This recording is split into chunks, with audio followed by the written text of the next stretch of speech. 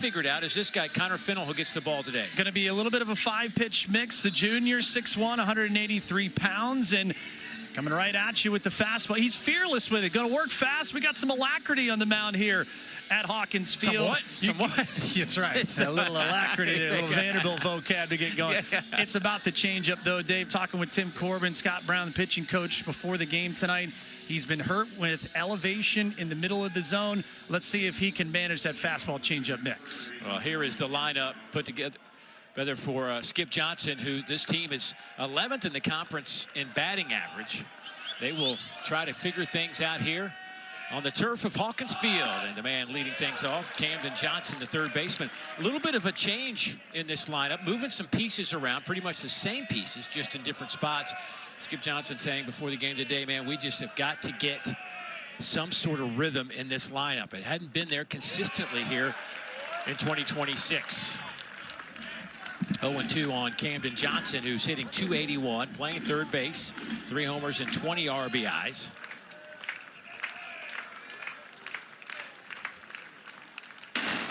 '89 fouled straight back. Camden, the junior transfer out of Bernie, Texas. A couple of years at Wichita State before finding his way to Norman. Leads his team with 9 multi-hit games. 3 for 14 versus Bama last weekend. But in the last 2, 0 for 9. You can now make it 0 for 10, and a good start for Connor Fennell. And a good start, and then on the changeup, too. So that will be the MO. Can you get ahead and speed up these Oklahoma Sooners? Well, this is a lineup, Dave, that is needed to get a little resurgence. 4 runs scored or fewer in 8 of their last 9 in the SEC. So Nolan Stevens in there making his first start at first base for Oklahoma as a 2-hole hitter. Jackson Willits grabs the bat. And again, 0-2 start at the plate. Willits riding that 5-game hit streak. And that's a called third strike. Boy, Connor Fennell working quick and effectively. Already like it. The fastball command will set up the change, but right now you're getting a little east and west. You saw Jackson Willett shake his head. He didn't like it. Great pitch presentation behind the ditch from Reynolds, and 2 quick ones. 7 pitches, 7 strikes. Well, he's not going to have the opportunity for the immaculate inning, though.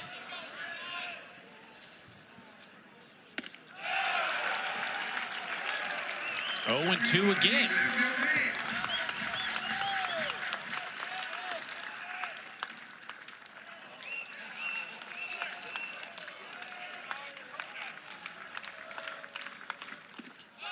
At the knees, a little bit low. Kind of like it right there. You just can kind of see where he has felt really confident already with the change. We'll see if he tries and expand again. So Gamble able to hang in there, fouls that one off. Trey out in left field again tonight, hitting .311, 5 homers and 22 runs batted in his second year at Oklahoma. Popped him up left side. Brody Johnston to the line, and that one's going to end up in the Vanderbilt bullpen area. No secret that Connor Fennell and this Vanderbilt staff have really needed a lot more in the results department positively. And try and see these ERAs, not customary for a Vanderbilt program, always built on dominant pitching. It has been a real outlier for this crew this year. Been searching for continuity in this rotation in the back of the bullpen all season long. Yeah, the third starter on the weekends has been just a real enigma for Vanderbilt. Part of the reasons that, you know, they sit here at 6-6, 20-14 overall.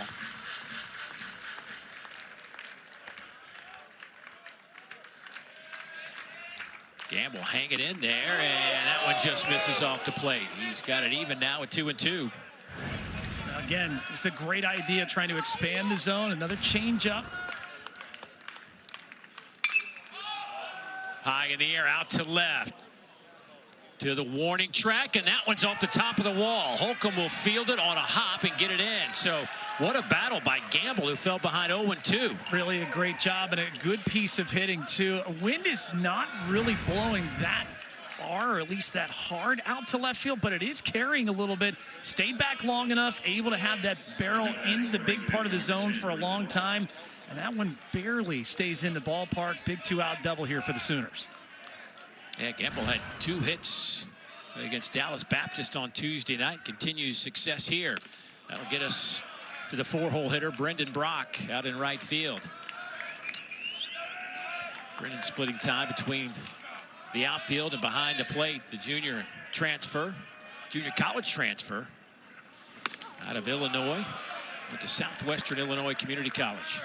Now, this has been the guy, right? Team leader in homers, ribbies, hits, slug. You're looking for run production. This your man if you're a Sooners fan. He went 3 for 5 for the home run against DBU on Tuesday. Has a hit in 7 of his last 8. A hit here might get Oklahoma the lead. And you know, with an offense struggling, you don't want to fill up the zone too much with a base open. You do not want to give them anything to really hang their hat on or create some early momentum. The 2-1. Swing and a miss, even.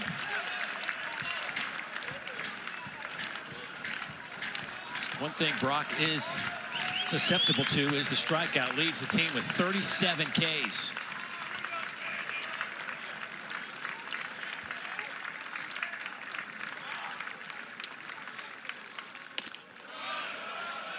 Off the plate, it's full 3-2. You can kind of see the MO here, just wanting to make sure if anything is a mistake, it's got to be down.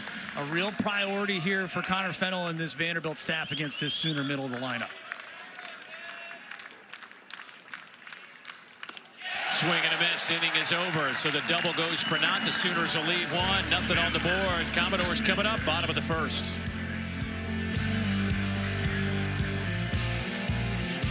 Hawkins Field on a gorgeous, absolutely gorgeous night here in Nashville. Oklahoma taking the field as the Commodores grab their bats. Vanderbilt 20-14 on the year. Oklahoma comes in 22-10, and L.J. Mercurius getting the baseball. The junior who got off to such a fantastic start. First month of the season, few were better than he was. Last 2 starts, not so good. Yeah, it's an electric fastball, but when you watch that start against Alabama, they were action early. They took care of mistakes, but you will see a heavy fastball changeup mix, and you're right, Dave. He gets back to the early season form with a quality start tonight. Boy, it's a huge boost to the ball club. He is up against it with one of the most powerful offenses in the country. Yeah, this lineup is pretty potent. They are 5th in the conference in batting average, 2nd in home runs, but 2nd in the country. And Tommy Gooden has been a huge addition as he has blossomed onto this scene. Going to be really fun to see a lineup construction and how it factors in not only tonight but through the weekend. You know, Tim Corbin knows that this group can hit it. They've just had their issues with run suppression.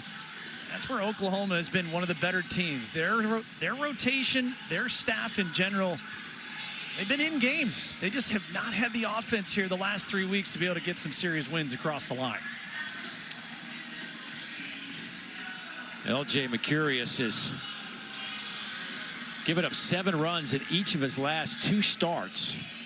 Has not lasted very long, but was just dynamic through the first month of this season. And Cameron Johnson was the young man that was their opening weekend starter, and he ran into some issues. They bumped him back, brought LJ up, and now LJ's running through some of the same issues that Cameron was running through. Welcome to the SEC. Exactly. Swing and a miss from Mike Mancini, who has reached base in 20 straight games now. A senior, just a real catalyst for this team.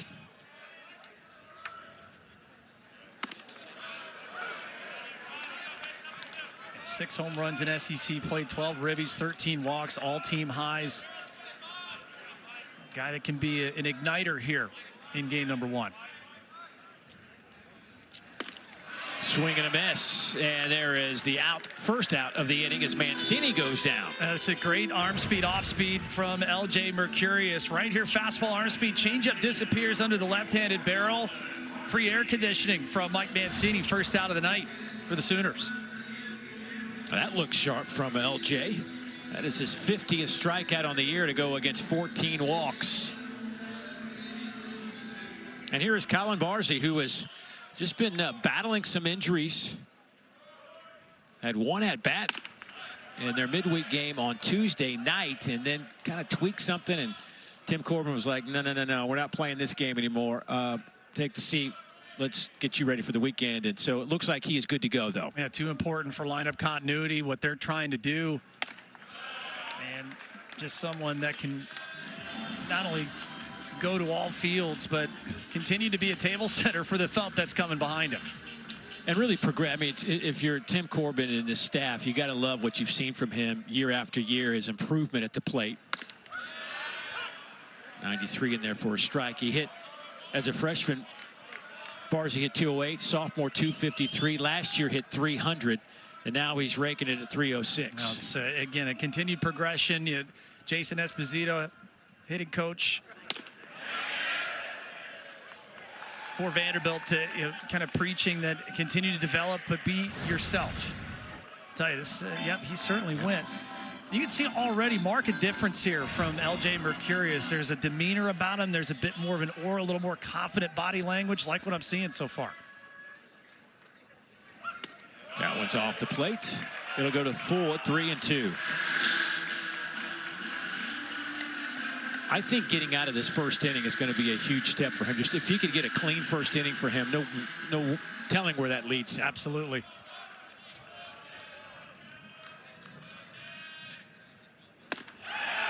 Back-to-back strikeouts. Well, can already see what the plan of attack is against this aggressive Vanderbilt lineup. And for you kids watching at home, you don't have to throw upper 90s if you've got the arm speed to go with that elite changeup. We're seeing two dandies already. Connor Fennell, top of the first inning, really locked in with it. LJ Mercurius equal to the task. Look, the top 5 guys in this lineup at Vanderbilt are as good as you're going to find as a group in the league. And Brody Johnston right in the middle of that, and he is just killing baseballs right now. I think the term is he has compressed a few of them this year. 353, 10 homers, and 29 runs batted in. You know what's great? When you talk to coaches, you try to get like a feel for the player, what he thinks of this player, and he says, Dave, everything about him says big leaguer. The way he works, the way he approaches the game, and obviously his ability at the plate. I think what's great, in whether it's Thursday night or Friday night start, I mean, you're getting the best arms, you're getting it through the weekend, and for a Sooner staff that they can generate swing and miss, they can get the strikeout. How good was that? That's going to do it. Speaking of getting the strikeout, LJ Mercurius doing it the way that you hoped he would, coming out with a clean first inning. We are off and rolling with a pitching duel here at Hawkins Field.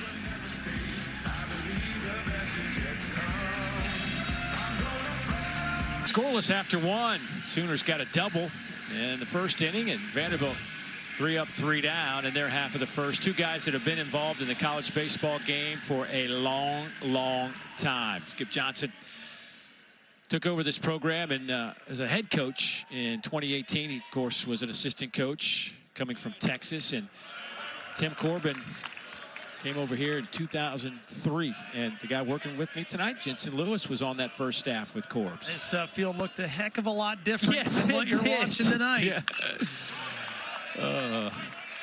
I mean, it's crazy to think that, when you roll back in here and you see your coach, it's in the world of athletics to have somebody at a place for this long is nuts, really. Well, it's the person you knew then and how different they are today. Well, and I'll tell you what's not different is Connor Fennell just continuing to make quick work with the off speed. I'm telling you, Dave, what you really like, and it's a stark difference from where he's been his first handful of SEC starts.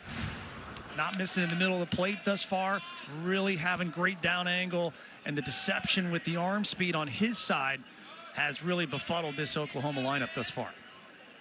So Nolan Stevens down, 4 strikeouts for Fennell, and here is Dayton LaChance. Dayton at 292, and he falls behind 0-1.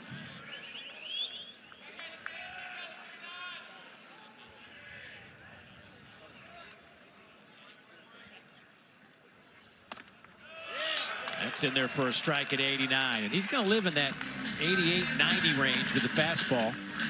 As a hitter, though, you got to think, I can crush this, but then you can't.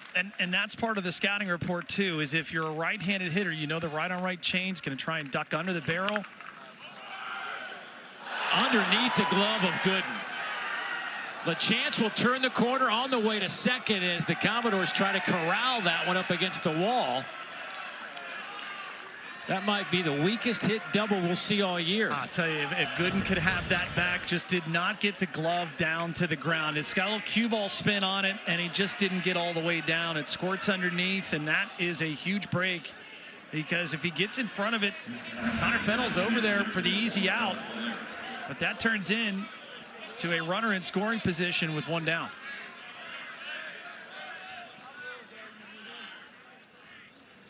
And here is Alec Blair, the designated hitter. And again, Gooden is not a traditional first baseman over there. He's in this game because of his bat. Right.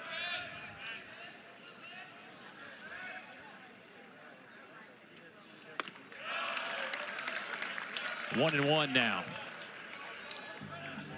First error for Gooden over there at first base and his limited action.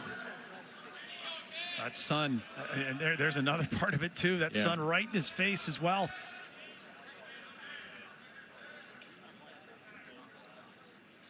Alec Blair hitting .282. He has a couple of homers on the season. And if you're Alec Blair, it's got to be a one-way mentality. A lot of changeups. You know you're going to see a boatload of off-speed. Have to have a left-center mentality here. Swing and a miss. It's even at 2-2. Blair went 2 for 11 versus Alabama, but did have a home run last weekend. Had a pretty good series against Texas 2 weeks ago when he went 4 for 12.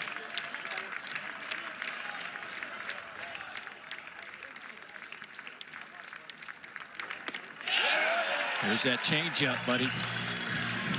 It's amazing, okay? And you don't have to throw mid-90s for it to be effective. What you have to do is be able to change eye level. So we've already seen that for the left-handed hitters, if you're Oklahoma, you're going to have to stay back a long time because it's just disappearing, Dave. It's not getting there, and that's a credit to Connor Fennell continuing to have great down angle with his delivery.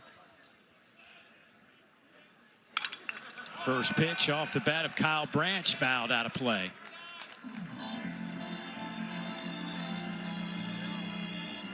A sophomore out of Lucas, Texas. Made the all-freshman team in the conference last year, starting all 60 games. Don't see that very often in this league. That one's out to right field. Johnstone on the run, makes the catch, and that'll do it. So the double goes for naught again in back-to-back innings. We head to the bottom of the second, scoreless. You get so stressed as each inning goes. We knew it was happening. Yeah. We knew it got special there in the seventh, but man, what a moment that was early on in our tenure here.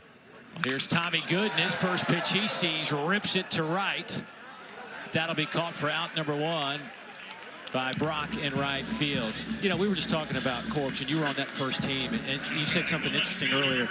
He's the same guy today as he was in 2003. Yeah, we kind of joked that he was Herb Brooks reincarnated. Yeah. You know, he needed to set a tone, change the culture, all those buzz phrases. But I'll never forget our first team meeting was in the old football positional meeting rooms. And he didn't like that already because it's not a baseball, you know, spot. And you know, that was the tone setter. Back when you could take batteries out of your phones. It's hey, welcome to Vanderbilt. Great to have you. Everybody take the batteries out of your phones. And for the next 90 minutes, he illustrated how we were going to win, how we were going to practice. Now they call it training. They call it practice back when we were there. But after those 90 minutes, we were ready to run through a wall. Like he had us all bought in from that day, and the rest is history. It's it really is a remarkable story what he's done here at Vanderbilt as Logan Johnstone steps in.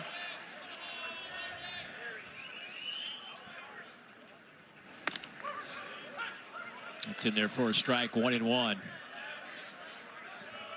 I mean, for nearly 2 decades, this was a program that was almost the standard for college baseball. It started that first year. We had 8 pitchers, 8 in the SEC. And that last series of the year, we had to sweep the arch rival Tennessee. Needed Kentucky to beat Florida, 1 of the 3. And the shot heard around Nashville. Worth Scott hitting all of a $180, I think, and they were thinking about pinch hitting for him too. And it was a conversation between that man and former pitching coach Derek Johnson. Hey, let's give him a chance. Swing and a miss. How about that inning? Hard to believe L.J. Mercurius had given up 7 runs in his last 2 starts. At the top of the 3rd inning, Dave Neal, Jensen Lewis, and joining us down at that Vanderbilt dugout is their skipper, Tim Corbin. And Corbs, thanks for taking the time. But talk to me about offensively. You know, this is a group that numbers-wise looks pretty solid. I mean, from a coaching perspective, how do you feel about the way your offense has performed? I mean, in totality, probably pretty good. I mean, we obviously have hit the long ball, but I think from an at-bat standpoint, in terms of getting on base and drawing walks and just managing the strike zone, I would say pretty good. Now, we haven't been totally consistent in terms of scoring runs. We've built traffic. We just haven't finished innings, but I think offensively been in a pretty good spot. Coach Connor looking very sharp. The great arm speed with a changeup. What have you liked so far? Strikes. I mean, it's been both he and Mercurius, and probably taking advantage, really, as you would know, Jensen, of that sun right now, because from a hitting standpoint, it's probably tough to pick up change of speeds just because of the shade and so on. But as we get deeper into this game, then, you know, we'll see what both pitchers are made out of, but Fenn does a good job of competing. Hey, Corp's last one. What kind of pitcher was Jensen Lewis? He was good. He was a competitor. I'm not saying that. I would say, I tell you, no, he competed. He's a Friday night guy. Always has been. That's awesome. Thanks, buddy. Well, let's get going. Appreciate you. All right, guys. It's nice to hear a compliment from your coach. Hey, you know, he said, you know, a lot of what Connor does is what you did, and you just attack. You fill up the zone. You force the hitters to have to cover both sides, and you know, I was a changeup guy, and this one from Connor Fennell tonight, very elite so far.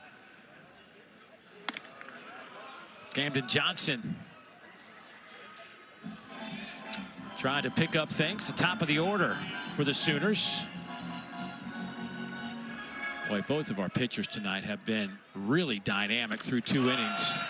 The adjustment is going to have to come quick, and you know, not any rocket science here of what both guys are doing well. Speed up, slow down, almost as if Oklahoma might want to move up in the box a little bit with the depth of the changeup. I mean, do you just you see it coming in at 80 miles an hour, 81 miles an hour with some movement, but after a while, I mean, can you overthrow a changeup? Can you throw it too much? Yeah. I think what's the important part to remember here, and if I'm an Oklahoma hitter, I kind of want to take away what he's doing well. So I want to move up. The 90 mile an hour is not going to overwhelm you. I mean, everyone's throwing 95 in this league, so it's almost like you got to adjust to the adjustment here. There's the fastball at 89. So that swing tells me you're still way in between here. Yeah. And so for that matter, that's why we talk about with the lefties. You know you're going to see a lot of changeups, so you got to almost cut off right field, think center, and wait a long time and see it a long time. That one just missed his thigh. Boy, he's kind of mad at himself for not taking that one. By the slimmest of margins. Yeah. And right there, he's like, just get the thigh out there a little bit. You do anything to jumpstart an offense for sure, and that's when you think about Oklahoma, they can pitch. It's not going to take a lot. It doesn't take a boatload of runs to help out this staff. And the way Mercurius is throwing tonight, along with Connor Fennell, it might be a race to 3-4 runs to kind of feel comfortable. That one is foul down the line. Didn't miss by much. 2-2. Johnson, 9 multi-hit games, leading the Sooners, second on the team in hits. He is a little hitterish. You can see it was a better adjustment with that swing. You could tell trying to see it a long time and go the opposite way. Looking for his first hit in his last 10 plate appearances. We'll get another swing.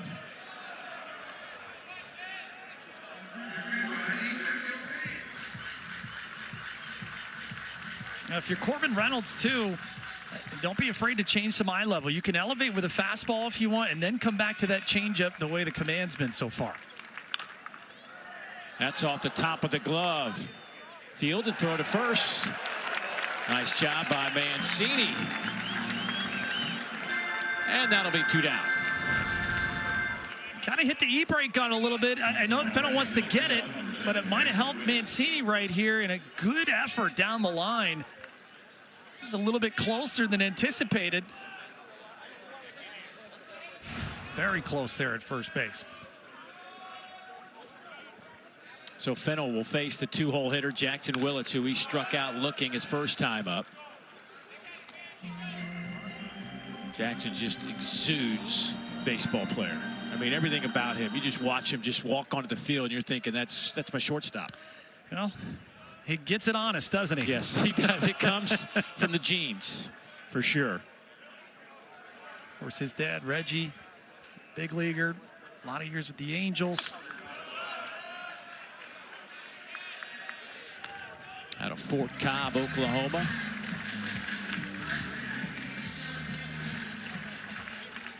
You know, we talk about its offense, which has been really good this year, but I mean, defensively, just 1 error in 109 chances at short. Hey, I mean, you're not a Brooks Wallace Award nominee for nothing. I mean, we got 2 of them. Riker Waite there at shortstop, both sides. A chopper again, Mancini, Fields, and another good, clean, crisp inning for Connor Fennell and the Vanderbilt Commodores.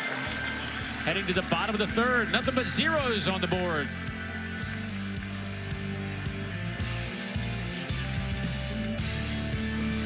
Horns, man, can they keep it going in a hostile environment? What a night in college baseball tomorrow. Well, there are some really good series. We're talking in the ACC. Georgia Tech's hosting Florida State this weekend, starting tonight. That series, 2 top 5 teams. Big swing and a miss from Riker Waite. Maybe the most top-heavy the ACC has been in a while. Yeah, if you think about, obviously, with Tech scoring upwards of 11 runs, averaging 11 runs a game. Florida State becoming much more well-rounded here. North Carolina, of course, into Super Regionals. Kind of shocked in Super Regionals. Yes. Was there last year in Chapel Hill, where Arizona was able to come back and win that in the 3rd and decisive game. All right. What we're watching between these 2 guys, we've been breaking down Connor Fennell, the changeup fastball. What is L.J. Mercurius doing? This is a master class right now. Again, for you youngsters watching, this is just great fastball arm speed, letting the grip do the work. He is repeating the delivery and everything coming out of that same release point, Dave. It is nearly impossible right now to differentiate between the heater and the changeup.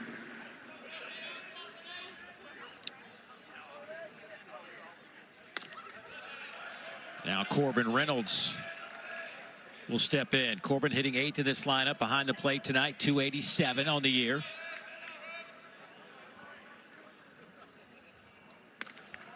Give you an idea of what we're talking about with L.J. Mercurius. He only went an inning and a 3rd versus Alabama last weekend. 5 hits, 7 earned runs, 2 homers, a triple, hit 2 batters, walked a guy. And remember, first pitch of his outing goes deep. I mean, Alabama ambushed. They did not want to fall behind to face this changeup we're seeing tonight.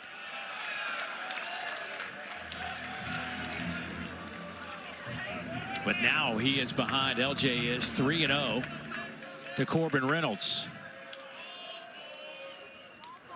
And he misses on 4 straight. Just got to reset. If you're L.J. Mercurius, just kind of gotten out of whack a little bit, maybe a little quick in the delivery.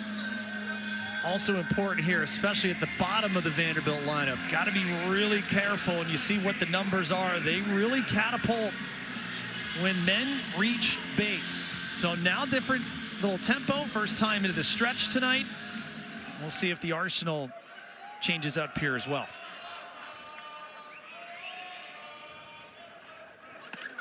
Stays inside and misses to Rustin Rigdon. Rustin hitting 9th, 245 on the year out in center field.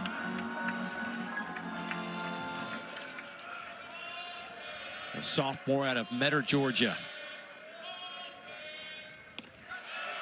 Boy, that is 6 straight.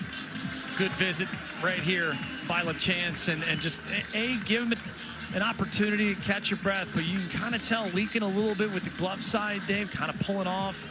When you miss location by about half of home plate to about 3/4 of it, you kind of watch and see where the target has been put up, and good little visit right here just to kind of try and, hey, let's get back in the zone. Give me a good firm fastball right here. The junior out of Las Vegas, Nevada, transferred in from UNLV. There's a strike, 2-1. LJ spent the summer playing with the USA National College team. Started the year, the opening start for him this season against Oklahoma State. Struck out 12 Oklahoma State hitters, tying a career high.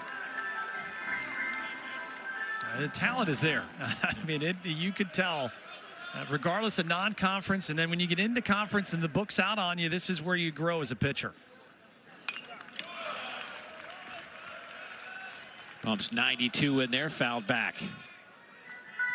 Again, if you're kind of playing along at home here, 60% fastballs to lefties and 37% change. That's kind of been the book. Speed up, slow down, change some eye level, and try and get a swing and a miss.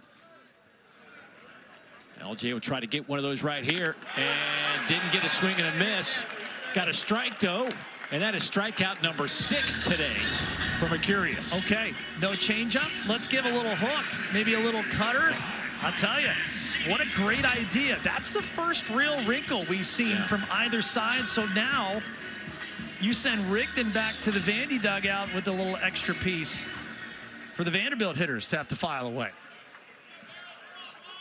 So with 2 outs, top of the lineup, and Mike Mancini, who struck out. First pitch he sees, swings it, fouls it straight back. It's been their dude, man. I mean, SEC calendar started, and he absolutely took off for this Vanderbilt offense. Having the best season of his career. That ball's hit high in the air, deep to right field. Brock to the wall and makes the catch. A loud third out, but an out nonetheless, and LJ Mercurius heading back to the dugout. Just a little bit under it, and you dodge a bullet if you're the Sooners. It's been a good one. On to the 4th, scoreless here in Nashville. Skip Johnson, their skipper, and Coach, thanks for joining us. Hey, here we are, week 5 of the SEC season. Just kind of want to get your feel for this Oklahoma team. What do you make of the first 4 weeks of the season conference play? Well, we started out kind of good, started rolling, got on the road a little bit, got hit in the mouth, lost some really close games. I think 4 one-run games, 2 extra inning games, and that's what happens. I mean, it's it's a grind. It's like playing in a super regional every weekend, and it's just a grind. I mean, it'll make you better at the end of the year. You keep growing, you get better, keep working on your fundamentals. Coach, speaking of growth, your young man on the bump tonight. Boy, this looks like vintage LJ Mercurius from early in the year. What have you liked so far? Yeah, I mean, he's just filling the strike zone up. Both these guys are. It's going to be a tough day, and we just got to scratch one across maybe, and see what happens. All right, buddy, we'll let you get going. Appreciate your time. Bye. Look, I have like 15 other things I want to talk to him about, and none of them are related to baseball. I mean, he's great to talk with. And how about Connor Fennell is just doing great things on the mound right now. Oklahoma doesn't have really any kind of offer for him. The movement, and we're watching it from high up here behind home plate. It must be because you're seeing the gap of the swing and misses. Like, we're not close to contact on some of these changeups for the Sooner hitters. Both these pitchers have just been lights out. We've seen some pretty good changeups at this level, but tonight both of these guys are really locked in with this pitch. Well, you want to make life easy as a pitcher. Get ahead, stay ahead, force a hitter to cover both sides of the plate. You're going to do it for a long time. Sharply hit, gloved over there. At short, long throw, not even close. Heck of a play by the shortstop, Riker Waite. Man, And that's this deep in the hole, too. Even with the carpet here, you still have a chance, but first of all, the range to get it up to the feet, great footwork, arm strength to almost get it there. Job well done all the way around, but a big base runner here for Oklahoma. Yeah, Nolan Stevens steps to the plate. Nolan, again, making his first start over at first base tonight.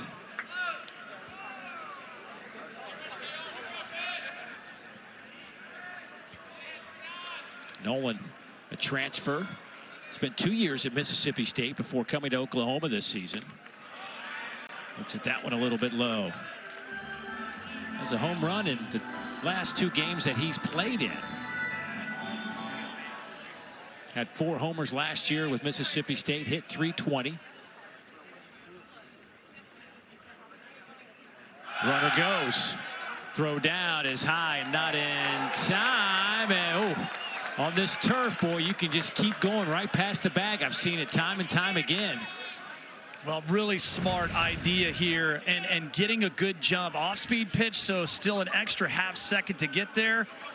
If you're an Oklahoma fan, you know what that means. Hashtag chaos.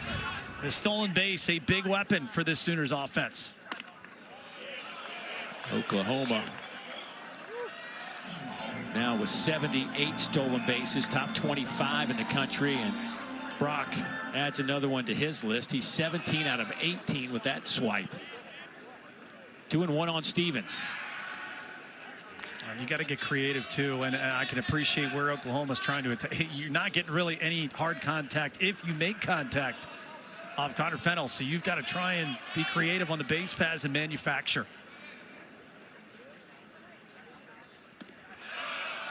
Lays off that changeup, so maybe there's something going on here. Good adjustment. Yeah, and you appreciate where you are now, because probably a lot of the conversation, you got to see it up, especially when you have less than 2 strikes. Do not go fishing. Got the 88-mile-an-hour fastball and fouled it back.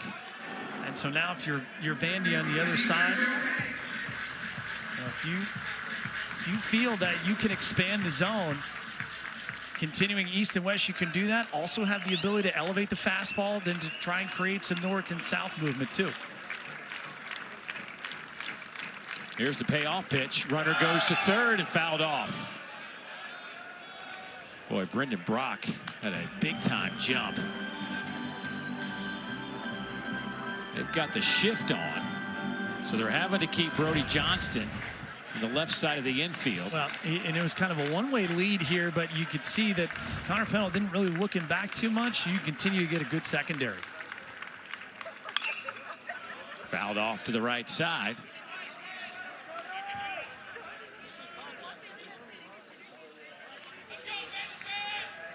Boy, having Johnston stay so close to the bag at third has created just a monster hole in that left side of the infield.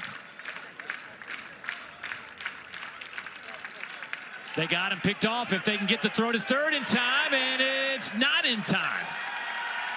Brendan Brock just put his head down and says, I'll take that. Heads up base running. Again, put your head down, and first move too. As soon as he went, did not shuffle, absolute right into high gear. And now an opportunity to get the first run of the game. Swing and a miss on another changeup. 2 down. Now, this is great. And again, when you're looking for big-time execution with less than 2 outs, runner at third, just, again, disappearing under the barrel. And that has been the moneymaker for Connor Fennell tonight.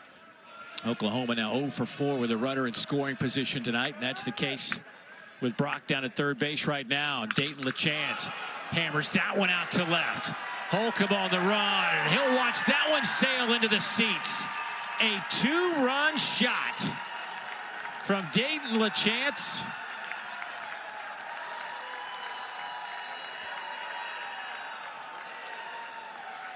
His first home run of the season. First mistake of the night. I mean, Connor Fennell been so good at staying out of the big part of the plate. Look where the location is. Middle, a little elevated. The chance goes down, and that's a 3-wood to give the Sooners a 2-0 lead. Sharply hit. Mancini fields and throws. Good answer after the home run, but Oklahoma's taken the early lead here. Head to the bottom of the 4th inning. 2-0 Oklahoma. LJ Mercurius thinks it is. He wants to stay right in the moment. If he can keep it rolling, every day will be Thursday to him. What a great example, though, of, hey, last week, you could not sidearm it, overhand, underhand. It didn't matter. Alabama had him dead to rights. And for a youngster to come back and bounce back the way that he has against arguably one of the best power hitting lineups, that tells you a lot. 1-1 on Barzy, the junior out of Naperville, Illinois, 3rd year with the Commodores. If you haven't heard by now, 2 3-run home run games. Twice this year. Hit 3 home runs in a game. Matter of fact, the first time he did it was against TCU, and those 3 home runs against TCU traveled to combine 1,340 feet, as each home run was over 430 feet. Man. Is that nuts? I mean, it's a credit to the player, but also when you get it, he hasn't missed any of it. Yeah. And that's making the most of doing damage. 6 home runs, all in 2 games this year. Of course, they were hoping to have him behind the plate, but early this season had a shoulder injury, sliding into a base, just jacked it up and was out for a while. Obviously, clearly can swing the bat, but throwing is not an option right now. Right.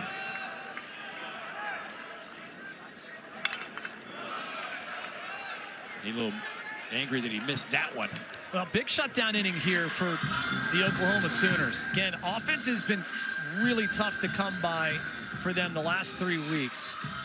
You got a guy that you want to have in a great mindset, feel good about himself. A scoreless inning here goes a long way to that.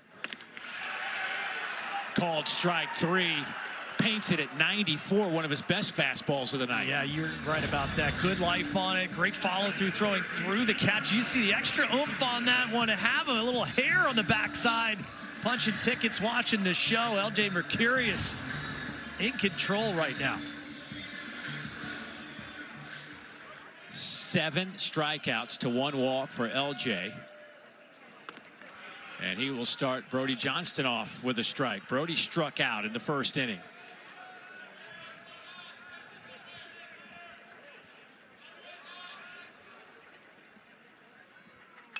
Fouls that one out of play. It's 0-2. Again, you love where the arsenal is right now for LJ Mercurius. You can tell that he's got confidence in the fastball. You can obviously see that the changeup he feels good with tonight, mixing in the cut fastball too. Hung one over the plate, and it's going to drop in for a base hit. Extra bases for Johnston. He's going to stop at second base. Looked like that might have been misread out there by Gamble. It certainly was, at least from our vantage point. And, you know, again, a little bit more backspin than maybe you thought. But Johnston, again, this is what happens with power hitters. That's a mistake out over the big part of the plate. You hang it, they bang it. And absolutely a misread there by Gamble in left. Commodores will take it. They are in business, tying run to the plate. Boy, Johnson can just hit. I mean, can just flat out hit. There again as a pitcher, though. You gave him the opportunity. Yeah. If that ball's down, maybe you offer, maybe not. Here's another guy that can certainly hit. Tommy Gooden steps in, hitting 4th. He looks at a first pitch strike.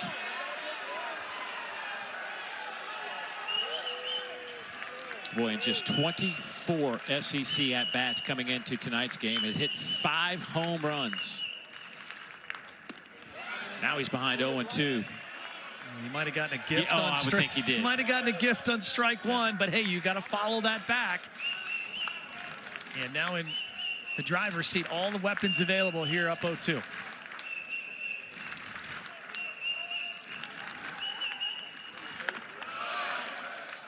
Up and away. See, I don't like that. That to me is a waste pitch. You know, there's no, you don't gain anything out of that. If I'm going to go up, I want to come in. I want to make the hitter uncomfortable and gain more real estate in the strike zone. Here's the 1-2 on the 50th pitch, and it's a good one. Change up down. It has not mattered, but the sequencing here for LJ Mercurius has been so good. Fastball's been great. Elevate the zone, get ahead, and then the changeup with fastball arm speed. We'll try and change the eye level when need be, but we'll expand. We'll continue to run guys off the big part of the plate. 8 strikeouts thus far. Braden Holcomb grounded out his first time up, and he's now chasing the count. He's behind 0-1. Braden now hitting .307 after that ground out back in the second inning. He's got 11 home runs, 34 runs batted in. That ball's belted off and over the head of Gamble and left. That's going to get Johnston home. Holcomb just added to his RBI total. Give him 35, and Vanderbilt's on the board. Wow, this is an inning that Gamble is not going to want to watch back. 2 fundamental errors. One that allows a runner into scoring position, and then this is a seed. It's a little topspin on it, but boy, oh boy, that ball must be caught. That allows the run to come home. Vanderbilt on the board, and the inning stays alive with the tying run in scoring position. So I know what the saying should be as a pitcher, you just got to put that behind you, but that does resonate, does it not? You know that you should have been out of the inning. Yeah. So now mentally, if you're LJ Mercurius, how do you handle it? Don't compound one error with another. He gets the roll over to first. Underhand toss, and Mercurius dropped it. Here's the throw home in time, and they got him. Inning is over. Holcomb tried to sneak attack the plate, and it didn't work. Just talked about not compounding one error with another. This is PFP 101. Squeeze it, big fella. Boy, heads up play here. That's why you back up. Branch to home. LaChance with the tag. Was he blocking home plate? We shall see.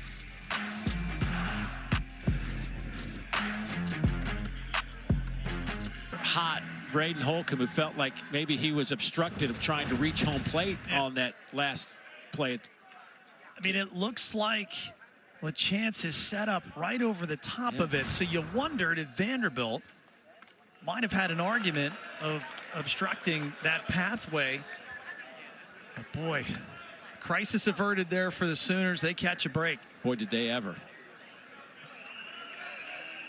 Mercurius dropped the underhand toss at first, creating that opportunity at home. Tim Corbin came out of the dugout, discussed it with home plate umpire John Brammer, and wasn't much of a discussion.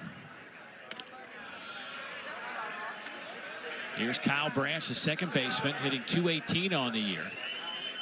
Branch hits this one high in the air out to center. Rigdon, shy of the warning track, will make the catch for out number 1. All right, so imperative. We just talked about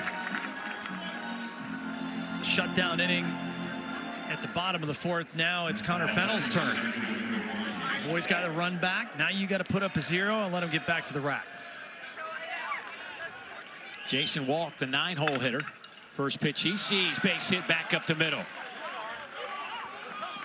He will stop right there. Branch, one of their elite base runners, so with 1 out, he can try to create some havoc. Looked like a breaking ball that just was a little cement mixer right there. Kind of hung up in the middle part of the zone. Let's take a look at the release here. He kind of got under it. Yeah, he sure did, Dave. And that one just hanging up in the big part of the plate. Great swing by Walk to get aboard. Camden Johnson 0 for 2. They were already thinking about Jason Walk over there at first base. Yep, I would too. 12 stolen bases this year.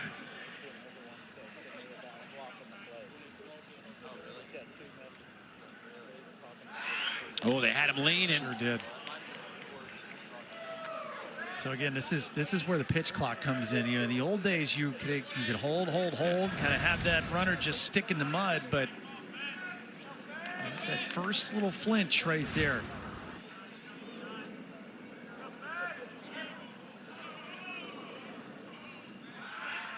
Again, goes back to first. Fennell has given up 4 hits, 8 strikeouts, no walks today. A couple of doubles and a home run. Although one of the doubles was a squibber down the first baseline. Okay, so he's varied his times a little bit now. Here's the one thing as a pitcher you don't want to do. You don't want to have that runner take command of your tempo. And Connor Fennell was doing really well. And so, yes, you want to be mindful to try and keep the double play in order, but not sacrificing command in the zone. There goes walk. Here's the throw down. And did they get him on the back leg? They did. What a throw from Corbin Reynolds. The freshman came out firing. This is a bazooka. How about the footwork and the release? Great sweep and tag by Waite. Look at Riker Waite. Great job having a sense of where he was. Right in the hindquarters. That's a great caught stealing. 2 down. That's a strike at 2-1. I mean, that is 9 guys he's thrown out. Again, that's in the scouting report, too. You understand the aggressiveness from Oklahoma trying to force the issue. Mancini's been tested time and time again. He has been perfect defensively. We'll stay in 2-1. Oklahoma out in front. Great state of Tennessee. We have seen 2 great pitching performances to this point. Oklahoma leading 2-1. L.J. Mercurius on the mound. We told you about his prior 2 starts where he's given up 7 runs in a combined 14 total runs in a combined 3 1/3 his last 2 starts, but doesn't show any signs of that happening here. Now, one of the elite swing and miss percentages, still entering this start, even with the attrition from the last couple of weeks. That one misses down. You know, those last 2 starts, he came in. He had an ERA in the first month of 1.87, which was among the best in the country. It rose up to 5.11 over his last 2 starts. That'll do. 14 earned runs will do that. But that just shows you how, I mean, it's still giving up 14 runs in 2 games, and his ERA is still 5. Right. Well, yeah. He was a Vandy recruit, and Tim Corbin recognized. He was talking with our boys back in the studio before the game, and just kind of singing the praises. They recognize the talent. This has been a pitching factory here in Nashville, but man, he has just been steamrolling with the swing and miss. Now up to 9 strikeouts. Dave, there it is. We're going to sound like a broken record, but when you maintain fastball arm speed, you are going to make life miserable on opposing hitters to try and differentiate between that heater and that changeup. So Corbin Reynolds now.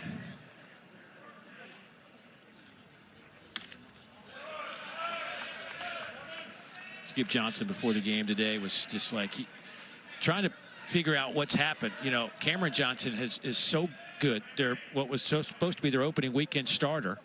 LSU transfer where they were hoping big things for him, and then he just ran into some problems when they got into league play. And just, I mean, had just a horrible game when he returned to LSU.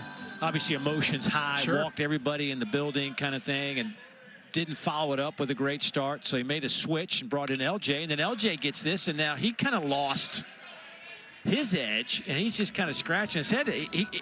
As he said, I know these guys can get it done.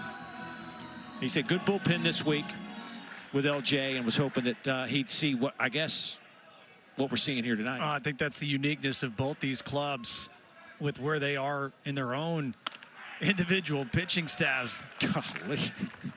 Make it 10. I mean, it is getting crazy. Look at the ride on the fastball. I mean, just backspin it. Here it is. Right in your living room. Just a challenge heater. Double-digit strikeouts for L.J. Mercurius, in complete control of his arsenal tonight.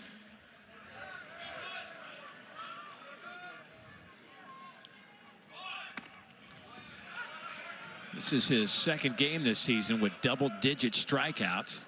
Of course, the first one when he opened up the season with 12 strikeouts against Oklahoma State, as Rustin Rigdon looks at ball one. You think about where, again, at the top, we talked about how this Sooner staff is still, pitching is their MO, man. They have been able to do it for most of the season.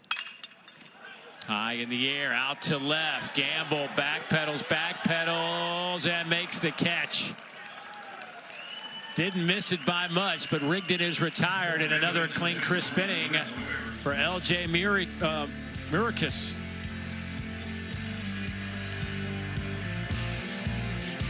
And how these teams got to where they are, right? You look at the Alabama series against Oklahoma. Listen, Alabama's been one of the better stories in the SEC. Then you look at the A&M. Weird scheduling, right? You got to play the double dip because of weather. If you're Vanderbilt, hey, there's days you come to the park, Dave, and you don't have it. And unfortunately, you had to play 2 of those days if you were Vanderbilt. That's how we got here tonight. Mike Mancini to start things off for Vanderbilt. Mancini is struck out and flown out. Came in with a .343 average. It has dropped 6 points. Boy, that one just missed. Mancini's reached in 20 straight.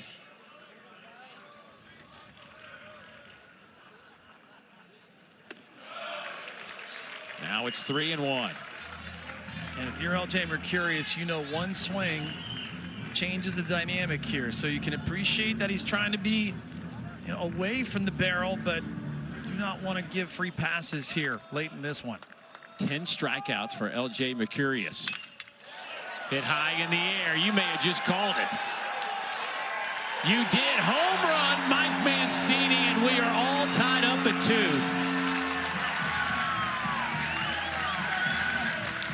Well, you're looking at the man who leads the SEC in OPS in conference play. Add to that mark.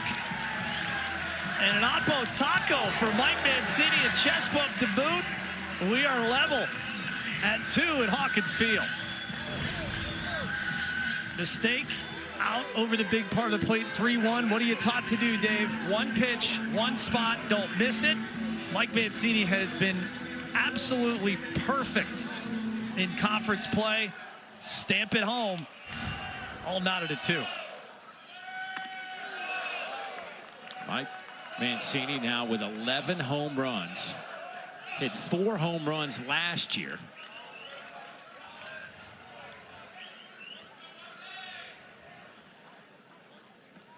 And this lineup doesn't get any easier with Colin Bartsey now. He's been struck out each of his first 2 times to the plate.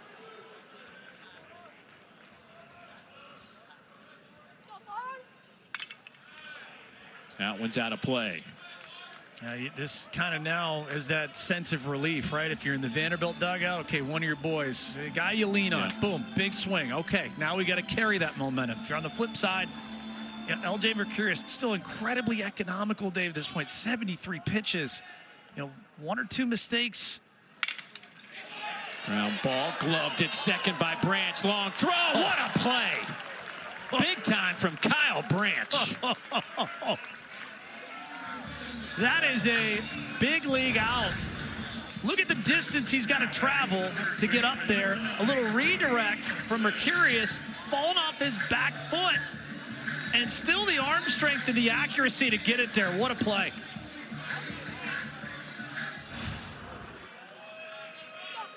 Well, that's something else now. Bartsey thinks that he's got a base knock, and next thing you know, he's jogging back to the dugout. And it's a big boost if you're on the hill now too. You can kind of take a deep breath and say, okay, now let's go back into attack mode, get ahead, throw strike 1, now we go to work. Here's Brody Johnson, who doubled in score his last time up. Also struck out in the first. He is 4th in the conference in hits and in doubles.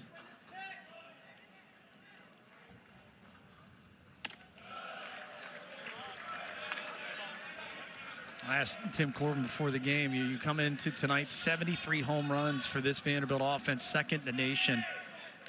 Is this the most prolific power team that you've had? And he said, well, yeah, it's up there. Can we be continuous with putting that effort, that power surge week in and week out? There's times they do it really well. There's times it escapes them. That'll define you in the SEC, no question about it. I mean, you mentioned now 74 home runs. That ball's off the barrel of the bat, deep to left field. That one's off the wall. And Johnston will head back to first. He hit it so hard, had no chance for a double. Okay, now getting to third time around the order here, Dave. Adjusting to adjusting. That's 107 miles an hour. And with authority, watch where the location is. Dead center. Yeah.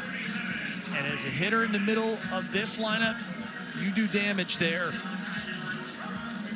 Get that kind of triple-digit exit velo. Now you're starting to see it well. And again, it's just a gauntlet here. The first 5 guys in this lineup, there is no break. Now you get Tommy Gooden. He's 0 for 2 with a fly out and a strikeout.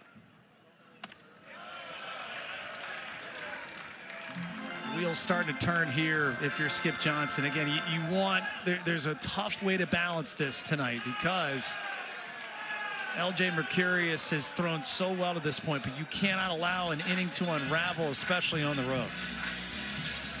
Skip Johnson taking the walk out there, not only the head coach, but the pitching coach for Oklahoma. And just now, some bodies are starting to move out there in that Oklahoma bullpen, so nobody is up and ready to go. I mean, it's at least a couple of batters before you would even entertain that thought. And it was quick ringing noises. I mean, when you see results back-to-back ABs like that, and he knows he's seen enough, you're starting to see elevation in the zone. And now we got to get through the band workout before we can pick up a baseball. Get it hot, baby. Hey, you want to hear somebody? You want to hear somebody get going on the band? Ben McDonald, get him on the band workouts. He's like, go give me a ball, and I'm gonna go get on the mound, and I'll be warm up. Give me like 2 minutes, I'll be ready. I was right in that beginning of the generation of the J bands. Yeah. We did our tubing down the line, but just enough to get the blood flowing, and then we did it the old school way. You get loose by throwing. That's what it is. If you see Ben McDonald, ask him about today's process. Dead balls, water jugs. And, right, I know.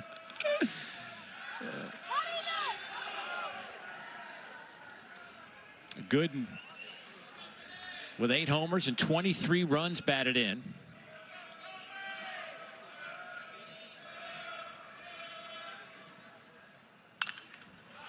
Fouled that one back. Boy, he hit that pinch hit, walk-off grand slam versus Tennessee in Game 3. That sent this place into a frenzy, a walk-off granny against your rivals. I mean, just that entire series had ridiculousness every single game. Tennessee's been involved in some crazy stuff. I go back to the Georgia series. They thought they won on a walk-off, and they got robbed. Note to all you kids out there, make sure it goes over the fence before you celebrate. Before you do the major bat flip.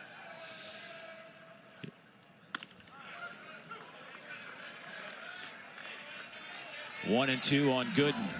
Okay, so you still have that double play in order here if you're Mercurius, and the changeup's been good to the lefties, so you don't necessarily have to get it in the zone here. But on the flip side, too, there's been some activity, and you know that that's an out pitch. So not to say you're going to start the runner down in the count here, but just be mindful trying to create a little chaos. Swing and a miss. That'll be out number 2. Well, we were talking about those walk-off wins against Tennessee. This is what it looked like. This was game number 1, and the celebration was on. Who knew, though, what was about to happen the next 2 games? No, not only this, but, hey, small ball, fundamentals, you work on it early, fall, winter, spring practice. Hey, guys, this could win you a game. And then the old-fashioned just haymaker. Oppo, taco, grand slam, sweep them away. Commodores over the Vols. I mean, there are gut punches. How do you get on the bus? I mean, it's not a long trip to Knoxville, but that's got to be a long one. That was a long one that day. It's about as silent as it gets. Vandy 1 for 6 with 2 outs here tonight against L.J. Mercurius. And if you're Braden Holcomb, 2-0, you can tell now L.J. Mercurius leaking a little oil here. You cannot let him get off the hook here. Holcomb smashed a double his last time up against Mercurius.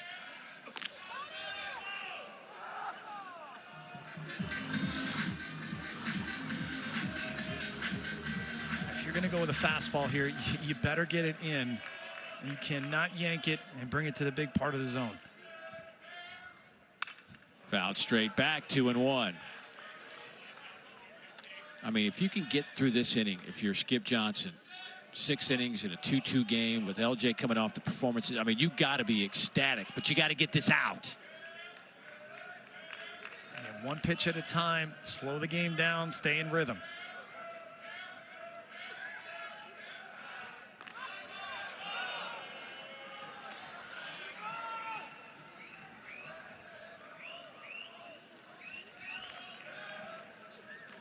Oklahoma comes in ranked 16th in the country, 22-10 overall. 5-7 in the league. Swing and a miss, 2-2. 1 game behind Vanderbilt in the standings. Commodores 6-6 in the league. See, the last time he threw 90-plus pitches was the end of February against Gonzaga. And he sits at 87 right now.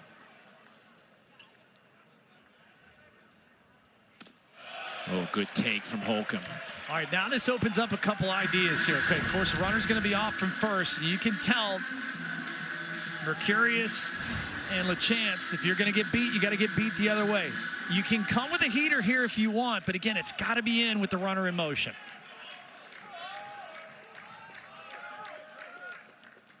Swing and a miss. L.J. Mercurius, who is normally quite calm walking off the mound, gives you a little emotion. Well, you want a dozen? How about a guy that's going up top, Oppo Taco style, all tied up in Nashville at 2, headed to 7th.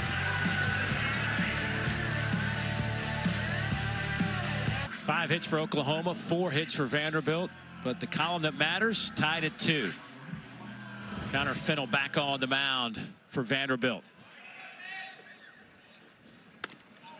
Both of our starting pitchers have been strikeout extraordinaires tonight. Connor Fennell has posted 9 strikeouts, hasn't walked anybody.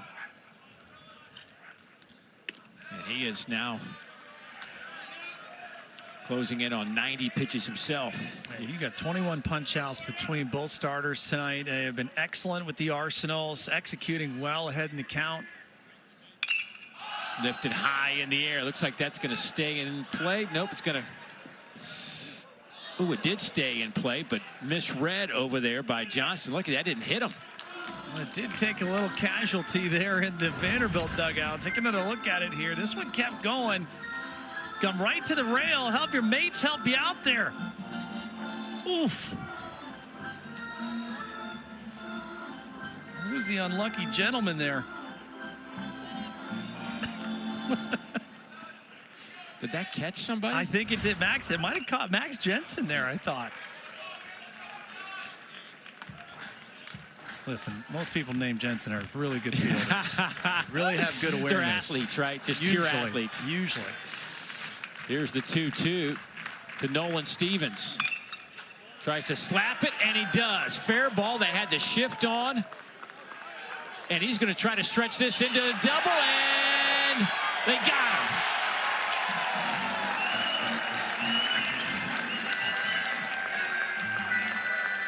Well, this is just an exceptional job from Braden Holcomb, coming all the way over, full sprint. This is a great corner pocket swing. Okay, so you're already thinking 2 coming around.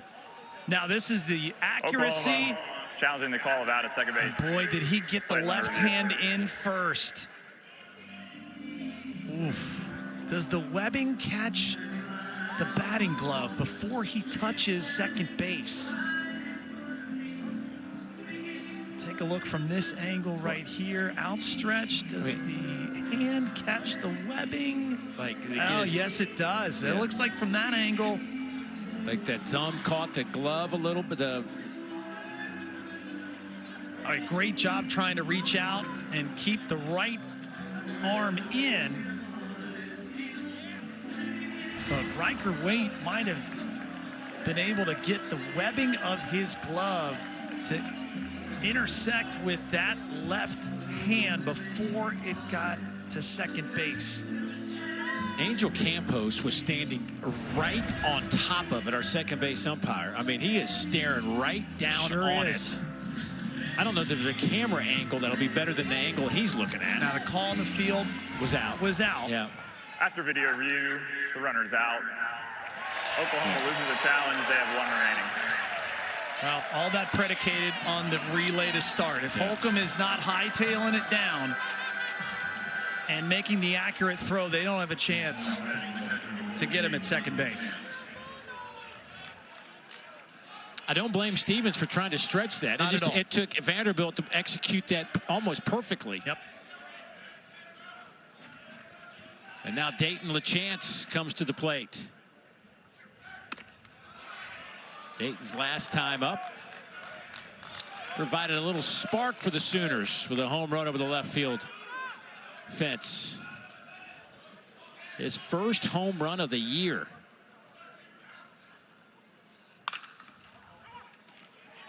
Johnston, high throw, and there's the tag by Gooden, and that'll be out number 2. Show it off. Yeah. Show it off, big fella. That is a laser beam. Look at this thing.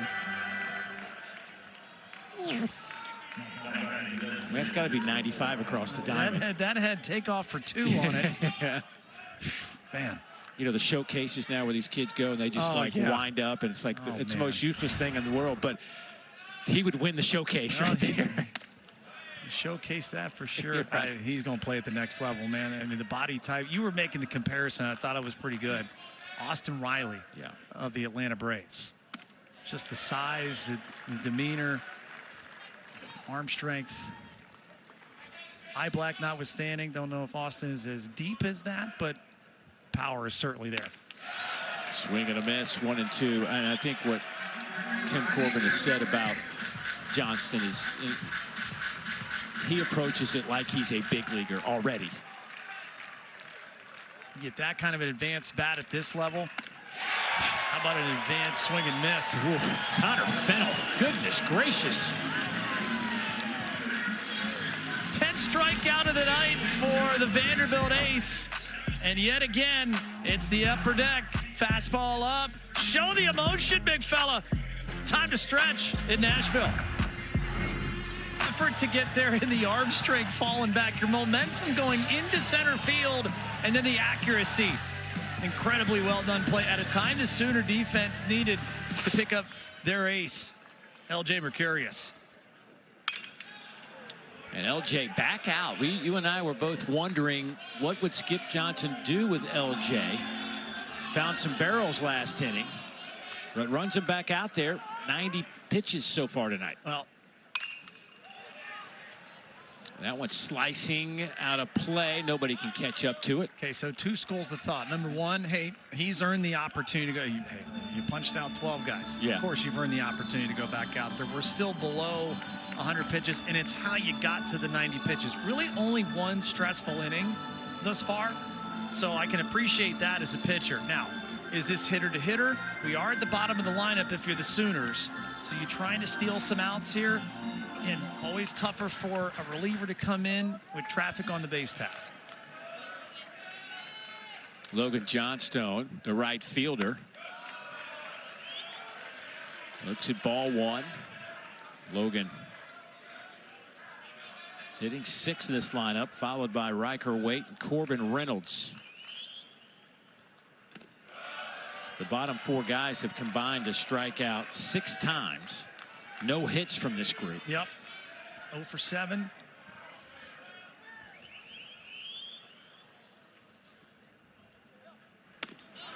Swing and a miss and another strikeout. And there's the punch out. Was waiting for Logan Johnson to run, but he said, nah, I'm not going to do it. I'm tired. I'm tired from swinging and missing. Well, at 13 punchies. Man, oh man, the off speed has been elite for LJ Mercurius tonight? Career high, 13 strikeouts. And again, I go back to it. It's just nuts, like how crazy this game is. His last 2 starts, he combined for 14 earned runs. 14 earned runs. I got 13 punch outs. In 3 1/3 innings. The game makes sense. Yeah. Well, a growing moment too, right? If you're a young player, you're gonna hit adversity at some point. You're always defined how you go through your work week. How is your side? And Skip Johnson did say that he felt the bullpen was good. Yeah. Was in a better space stuff-wise.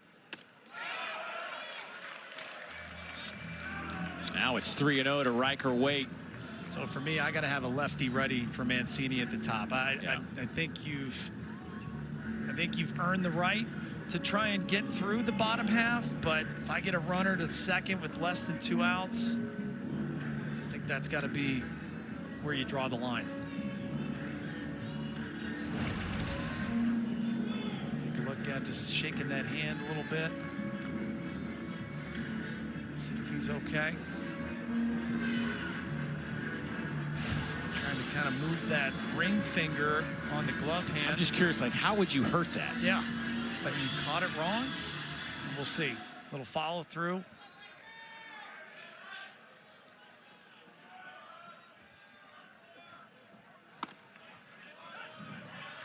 Okay, so striking a ground ball. This is what you're asking for right here. Back into the zone.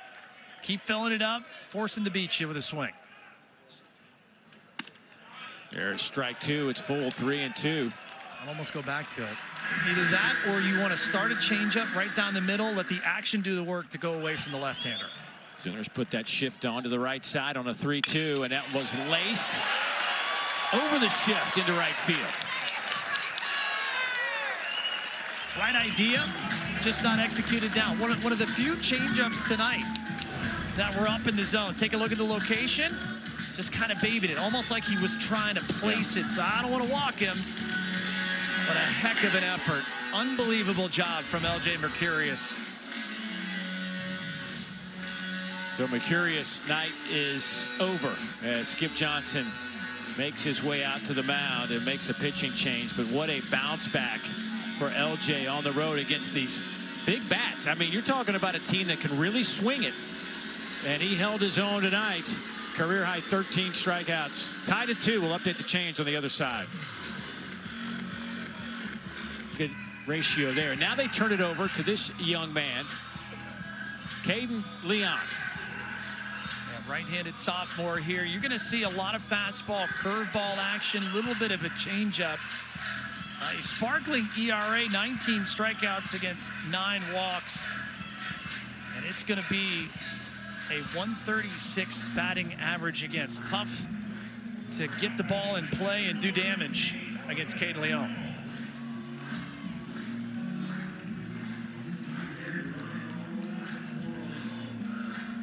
So Leon will get the baseball.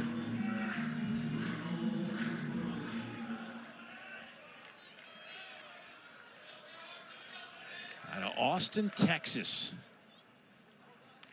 And his breaking ball will catch Corbin Reynolds right in the shoulder. Wow.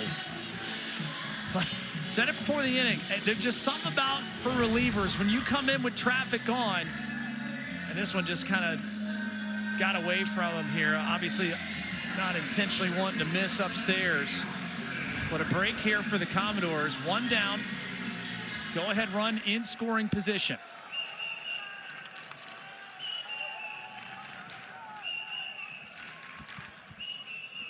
Two on, 1 down. Yeah, it's going to be a mid-90s fastball, and you can definitely tell the adrenaline pumping here now.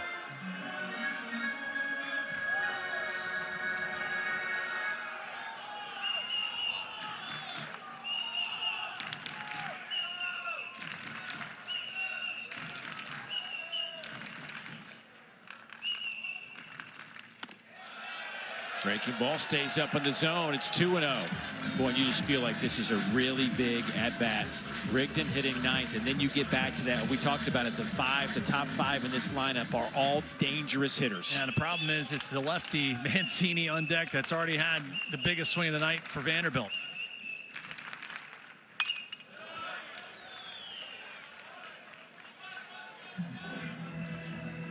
Oh, yeah. That is not us. We're actually in the booth. And we're not incognito here. Everybody around these parts call Rigdon Rooster. Well, that one just missed. Again, you can be selective here. You can pass the baton. Don't need to do too much. Identify what you want. Good job laying off of it. You'd see pitch presentation there from LaChance trying to steal a strike.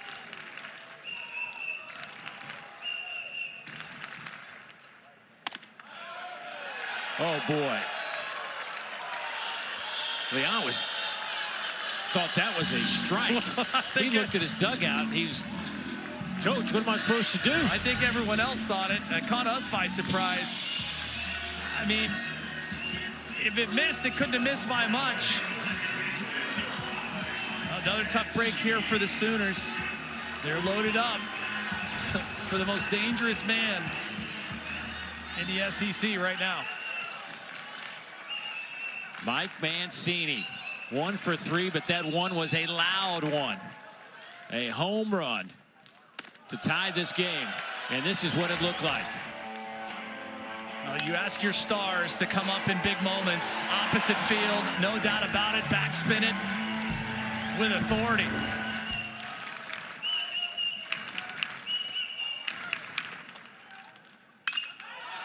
Down the line and left. It's deep. It is off the wall. 2 runs will score. Mancini is at second, and the Commodores have taken the lead. It is now 4-2. Oh, man. The opposite field is your friend, and count it for another couple RBIs. These, though, give Vanderbilt the lead. It was the game-tying blast. Now it's the go-ahead 2 RBI double, and this one barely stays in the yard, too. It had a little more carry, and this one could have been another big slam from the Vanderbilt offense.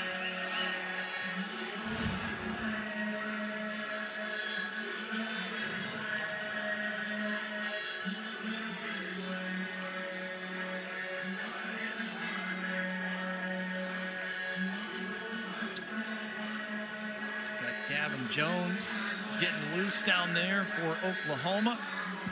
And Skip Johnson, he's going to make the move.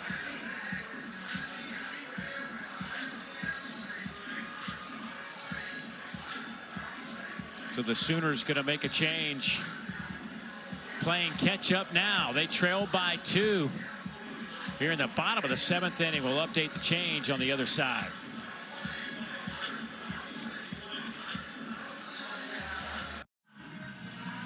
Jason Bowden, welcome to the fray. 6'3" junior out of Orange, Texas, coming in trying to clean this up after Mike Mancini just doubled and brought home 2 to give Vanderbilt this 4-2 lead. Now you got to try and keep it within shouting distance here. Fastball, sweeper, change, and slider for the right-hander. See the numbers on the season: 24 punch-outs against 11 walks and 17 2/3. Mid-90s on the heater. And with the righty Barcy up, probably see a lot more of that fastball and sweeper, as well as more of the slider too. Second year with the Sooners, transferred in from Texas A&M.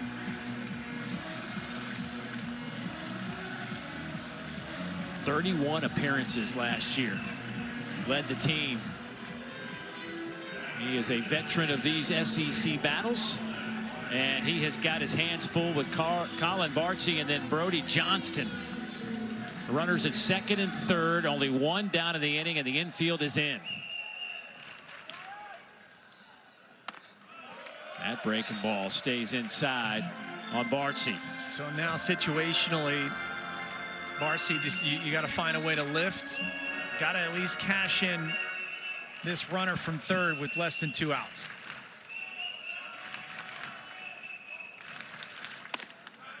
There's a strike, even at 1-1. And ahead in the count, it's going to be more sweep or sinker.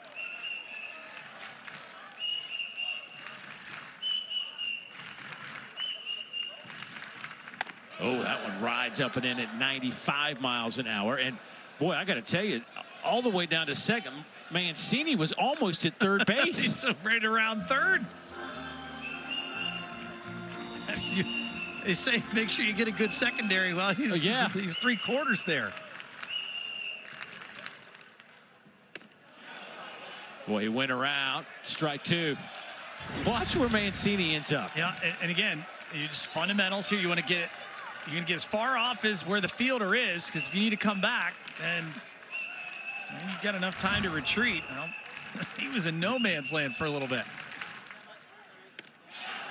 Big sweeper. Gets Bartsy. 2 outs. Well, that's critical for a couple of reasons. Number one, you get the punch out, so you don't have any worry about the runner from third having a chance to score. Now you're 1 pitch away from keeping this Sooner offense within striking distance. But that one person in the way is Brody Johnston, who has doubled and singled 2 for 3. High chopper to third. Johnson charges and misplays it. But now they got to play at the plate. And there will be out number 3, but a run does come in to score. And it's now 5-2 Vanderbilt. Well, insurance runs are huge. This one at least 1 home and more defensive miscues for the Sooners.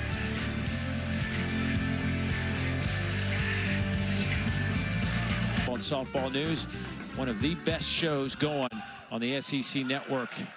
A springtime favorite of mine. Well, Connor Fennell's going to be a favorite of many Commodore fans the way he's moving tonight. Connor Fennell back out there. Up to 98 pitches, but it has been a fantastic 98 pitches. When you think about how that last inning transpired, how the momentum shifts, LJ Mercurius, we surmised maybe you get 6 clean innings or at least 6 dominant innings, and maybe you sit down and go to the pen. Skip Johnson wanted to running back to steal some outs. That one shot out to right. And caught there by Logan Johnstone, and that is the first out of the 8th. So Vanderbilt takes advantage of some of the miscues in the field. There's only 1 error on the scoreboard, but Dave, we've seen a couple of plays that were not made that have allowed extra outs for the Vanderbilt offense. They have made that Sooner staff pay.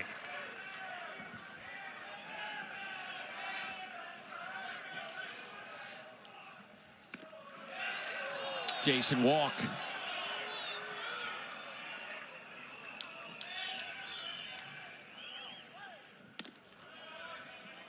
Up over 100 pitches now.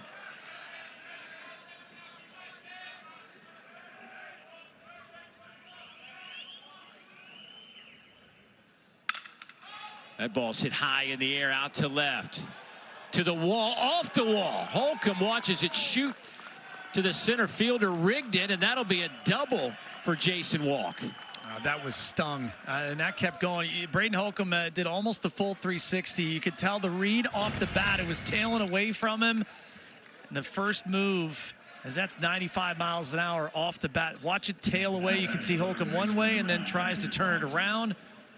Good job backing up there by Rigdon in center field. But a 1-out double for the Sooners in the 8th. And now you get the top of the lineup in Camden Johnson looking for his first hit. And you wonder at the Vanderbilt bullpen now. Tyler Baird seen warming a little bit earlier. At 105 pitches here for Connor Fennell. That might be the last one.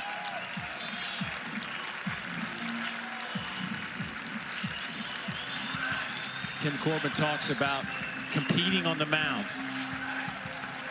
I think that was a classic example of somebody doing just that.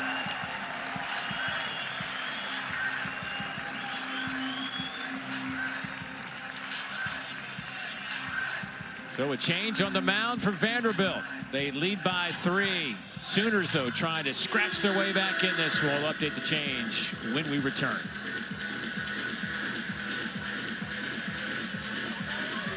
For 192 pounds out of Huntersville, North Carolina, and he really has become the back end guy here. He's grown into that. I was talking to Tim Corbin about him. He came in and got the last few outs on Tuesday night, also got some outs over the weekend, and wasn't fully prepared to say that he's their guy, but I think this is an indication of how he's feeling about Tyler Baird right now, getting him in this situation. Yeah, scoreless 4 last appearances, 9 innings, 10 punch outs from someone who used to do this as a freshman at this field. I think the man's got a little moxie, or at least he's showing that he deserves the opportunity to take this role and run with it. It was such a pattern for Tim Corbin to get an elite arm as a freshman. And even though people say, why don't you start him? But he would always work them through the bullpen. And then the next year they would come out as a starter and dominate. That's something to really be able to cut your teeth in those kind of spots. It teaches you so much more mentally. You got to stay in the game. You got to be understanding your number can get called at any time. And then you're put in spots like this where you're expected to get some big leverage outs. Picked up his first career save against Texas A&M over the weekend. And then again, he got the save on Tuesday against Eastern Kentucky in a 3-0 Vanderbilt shutout win. Where was this pitch? Wow. Maybe a touch inside. The slightest of touches. Yes. Camden Johnson. Walk is at second base. That ball's hit hard out to left center. Rigdon on the run, and he will chase it down on the track. Walk, though, will try to get to third, and he will do so. 2 outs in the inning, but boy, Camden Johnson gave that one a little bit of a ride. Sure did. Give Rigdon a lot of credit. His first step was incredibly anticipatory, and that made it look quite easy running it down. This ball stung. All right, elevated well. You see it tailing away that first step, though. Outstanding job. 103 miles an hour on the exit velo there. Walk will head up to third base.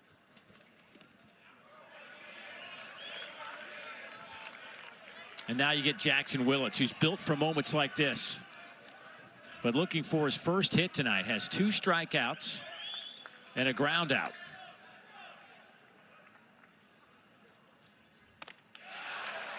Yeah, this has to be challenge all the way. If you're Tyler Baird, you don't mess around here. You can't allow that tying run to come to the plate.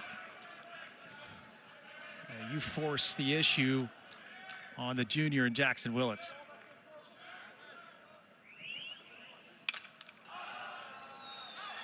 Fouls that one out of play. 1-2 the count. So left-handers, if you're looking ahead in the count, it's still going to be the power fastball. Could mix in a little bit of a cutter or slider. Let's see what the battery has in mind here.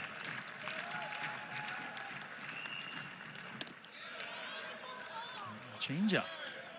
Seems to be a favorite of the Vanderbilt staff tonight. Well, it was not only a favorite pitch, it was a good pitch. Amen. Oklahoma 1 for 6 with runners in scoring position tonight.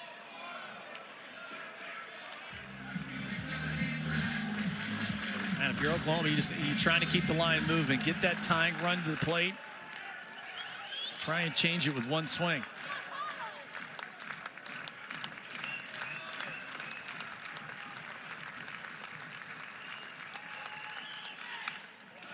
Fouled off, 96 miles an hour. Good AB. Just a veteran hitter, understands slow heartbeat. Understands what he's trying to do here until the swing is not too big. Just spoiling some good pitches to stay alive.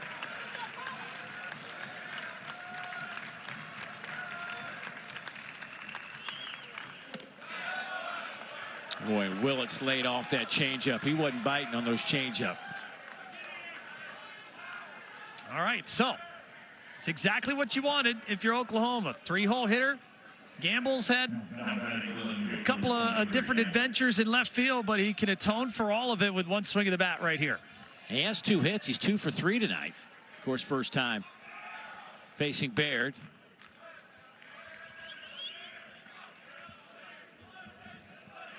Gamble now with 9 multi-hit games, tied for the team lead. That ball is down the line. It's going to drop for a base hit.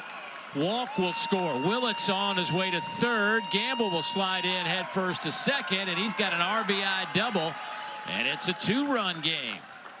Well, this inning shifted immediately when Jackson Willits works that walk. Elevated off speed, mistake out over the big part of the plate, and Gamble represents the tying run at second base.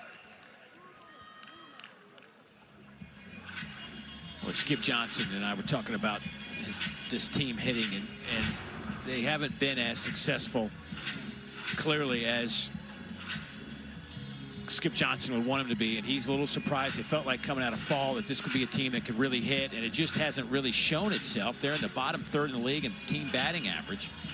But tonight, they've had some really good at-bats. They have. And think about this. We talked about that 4-run mark. Okay, 8 of their last 9 SEC contests. You see Scott Brown come back from a little chat with his young freshman. 4 runs or fewer in their last 8 of 9 in the SEC. And here we are, right on the precipice. They can get over that hump with a base knock right here from Brendan Brock, the right fielder, who has 1 hit today, has also hit into a double play and struck out. A little righty-on-righty matchup with 2 on. And he chases one up and in at 96 miles an hour.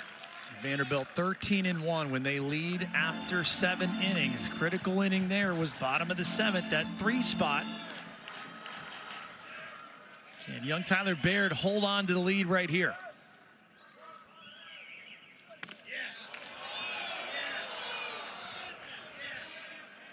A few oohs and ahs from the Vandy faithful. Yeah, it's again, the spot was supposed to be away, kind of leaked back in over the big part of the plate. Chopper. Barehanded. Oh, my goodness. They got him at first. If that holds up, the best defensive work of the night from Brody Johnston of Vanderbilt. Oh, my goodness. Oklahoma is challenging the call of out at first base. The play is under review. All right, in real time, Dave, when you watch the exchange, I mean, this is do or die. You got to get it and rip it. Oh, man. Oh, man. How close is that?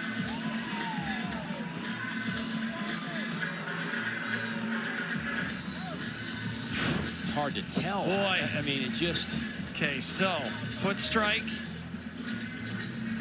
Oh, man. Call in the field was out. Oh, boy. I mean, I can't... It's hard to just... I got my face up to the screen. I can't tell. After review, the runner is safe. That didn't take long. Now retains their challenge. They have 1 remaining. There is this Hawkeye vision, which is the clarity is unbelievable that they have access to in the replay center here. And here's a look at that Hawkeye look. And it looks as though... Yep, that's foot strike. On the bag. And that's a look at that's why Hawkeye is in every SEC stadium right now, because of the clarity of the replay. Well, and that is the difference right now in Oklahoma having a chance to put up a 3 spot of their own to tie this game up.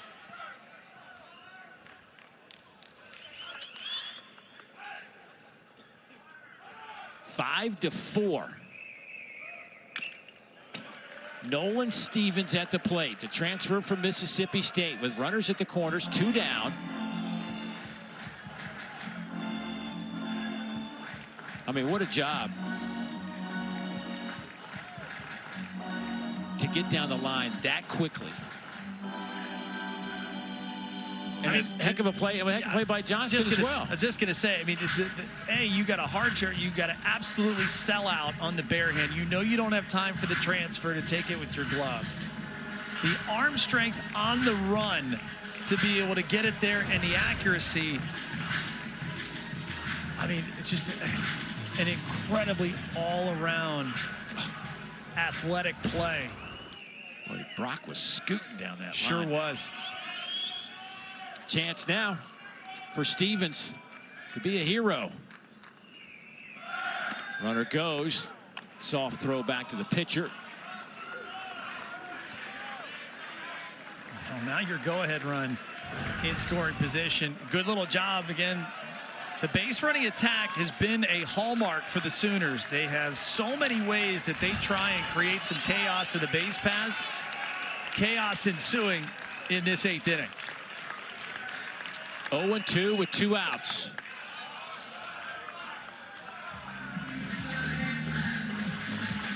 What a ball game.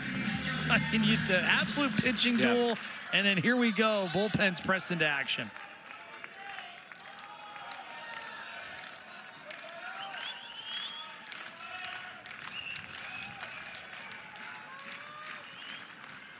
Swing and a miss. Baird gets out of it. The Sooners will leave 2, but they close the gap to 1 as we head to the bottom of the 8th inning here in Nashville. A good one going on at Hawkins Field. But Tyler Baird just got out of. And Chris Maldonado, who came in to play first base last inning, will grab a bat. He will start things off.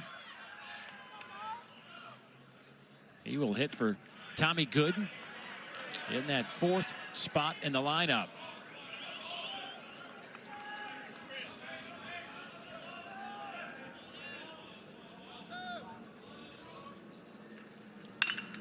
Ground ball out to Willits. Throws a strike over to first. Again, that is one of the steadiest fielding shortstops in the country. Just 1 error this year. Well, Brooks Wallace Award nominee. We also have one on the other side in Riker Waite. You got 2 shortstop specialists and some more defensive changes here for the Sooners. Yep, Dayton Taki takes over at first base. Checking his card out. Scouting report on Braden Holcomb. Let's see how they play him. Chasing that sweeper. Yeah, Jason Bowden's had that working early. Remember, he came in and a really good execution with a handful of those in his previous frame. Yeah, he threw a couple of frisbees to Colin Bartsey to get him to strike out. The hard part as a hitter, too, like you see it, and it's the late break of it. Like you recognized it out of the hand. You're waiting, and all of a sudden it's just not there. And a late break for Bowden, especially with that lower release point, too, can play some fits on you. 1-2.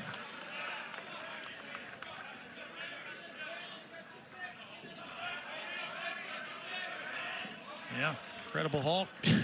Believe it.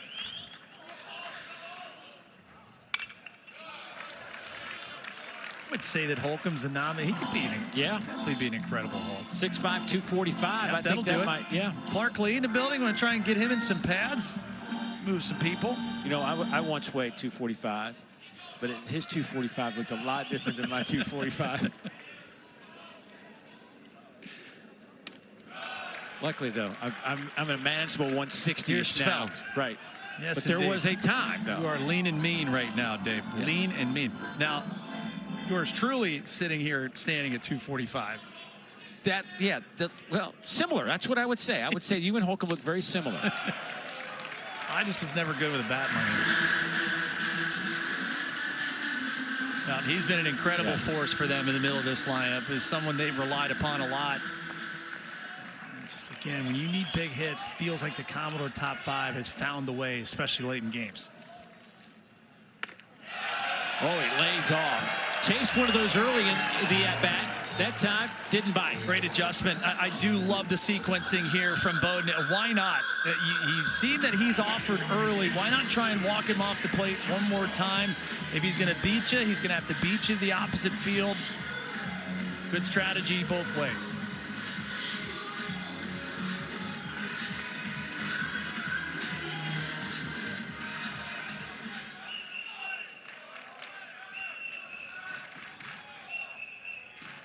Logan Johnstone. He has struck out twice, reached on an error.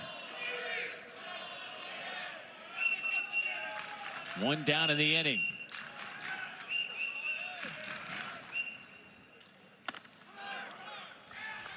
Throw down to second is not in time. Good little delayed steal. Not a bad idea right there. Yeah, good shuffle. No one's paying attention. Good little swing there for some cover. Okay, we know insurance. Hey, how big is this? Situational execution with runners in scoring position. Oh, and that one gets off the glove of Willits. They're going to wave him home. Here's the throw. Not in time. Holcomb will score from second base. Wow. Another unforced error. Just a mental mistake here. And how can you get caught behind the runner? Tim Corbin, it was never a doubt. You're going, we're going to force the outfield to try and throw you out. Some critical defensive mistakes from the Sooners tonight have now put them at a 2-run deficit.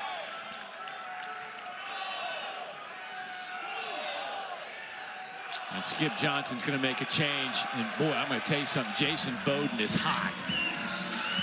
When he saw his coach come out of that dugout, he snapped.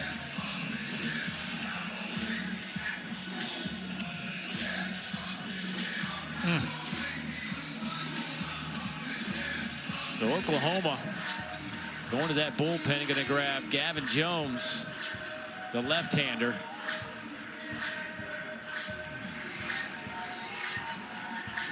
Well, Bowden didn't want to come out of this game if this is any indication. Nope, he knew it. And not happy with his head coach, and Sooner faithful not happy, down 2.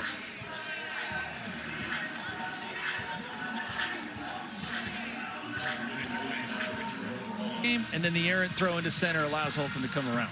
And now Gavin Jones, a junior out of White Oak, Texas, making his way onto the mound. You see his 13th appearance of the year, 14 strikeouts, 10 walks in those 12 2/3 innings of work, though. That jumps at you.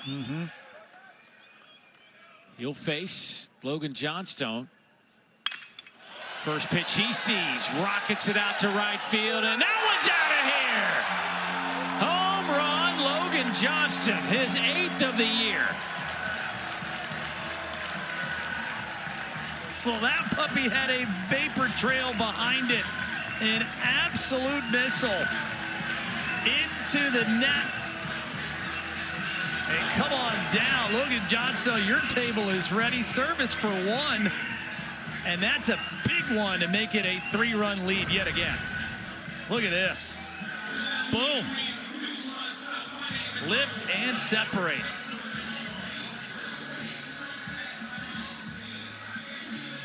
Well, that'll be the new hitting facility out there in right field. Just hitting the party deck a couple of years, man. And then a kerplunk on Riker Waite.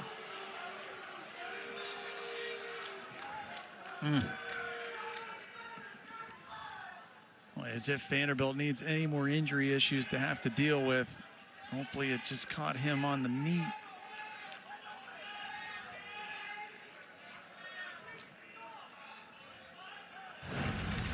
Let's see, where exactly did it? Yeah, it did. Okay.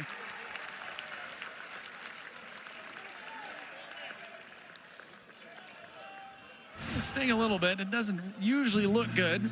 Pitch right after a homer, but I don't see any intent there. Just kind of got away from Gavin Jones.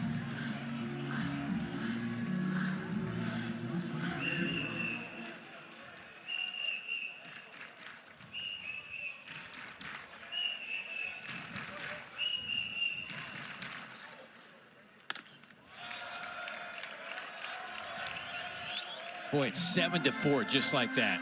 Isn't it amazing? Yeah. We're just sitting here, Tyler Baird off the tightrope to keep it a 5-4 game. And then loud noises here from the Vanderbilt offense. to the right side. That's a base knock. Corbin Reynolds with his first hit tonight. Runners at first and second, still one out.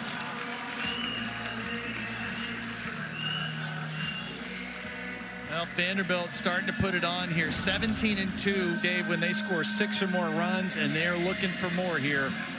Remember, game 1 of this series, pivotal series, because both teams kind of in the middle of that SEC standings.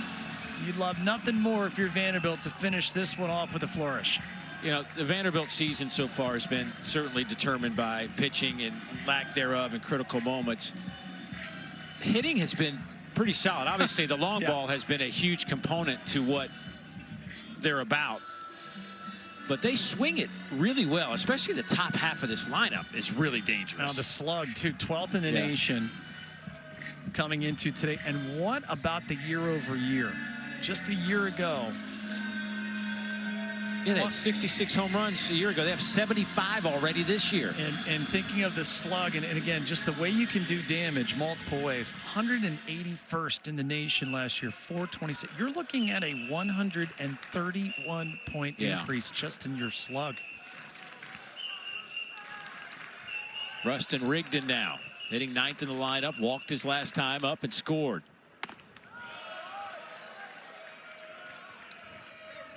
Now you're looking for the knockout punch here now. If you can save Tyler Baird, again, gets out of the big frame, and you get a little breathing room here, massive. And Mancini, Bartsy, Johnston, all coming up. If Rigdon can keep this inning alive. Gavin Jones, that's a nice fastball, man. Upwards of 97 right there. He'll live in the mid-90s. Very crisp.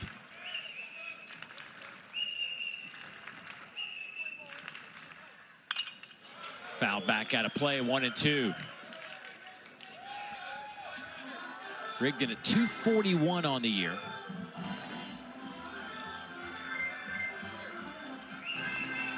Sophomore out of Metter, Georgia.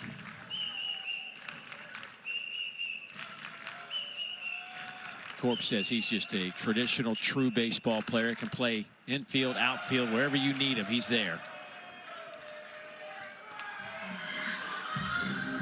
You love these kind of get off the mat moments too. Counterpunch. Both offenses have had their chances to land a knockout. Vandy with Oklahoma on the ropes here. Here's the 2-2. Ground ball to third, and that one is gloved. They'll go to second and get the out there. What a play over there by Camden Johnson. I thought that was going to get by him. If that gets through, that's your backbreaker, because it's all send with Riker Waite. Take a look at it again. I mean, still got to travel, gets to the feet, and in enough time to get the force at second base. The Sooners hanging on here. Got to keep it here. Nothing further across. Mancini homered in the 6th inning and then doubled. Picked up another couple of RBIs his last time up. He has reached base now 21 straight games. Average up to 350 now. I was trying to think of a comp for Gavin Jones. He's got a little Justin Steele to him. Okay. Oh my goodness. That is a definition of a no-doubter.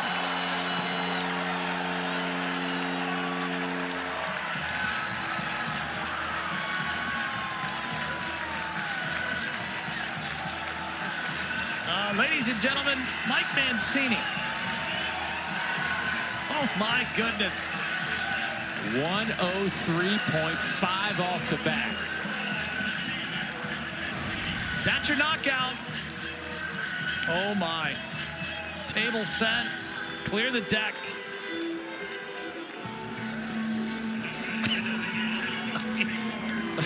You're halfway up the netting. There's no other baseball up there.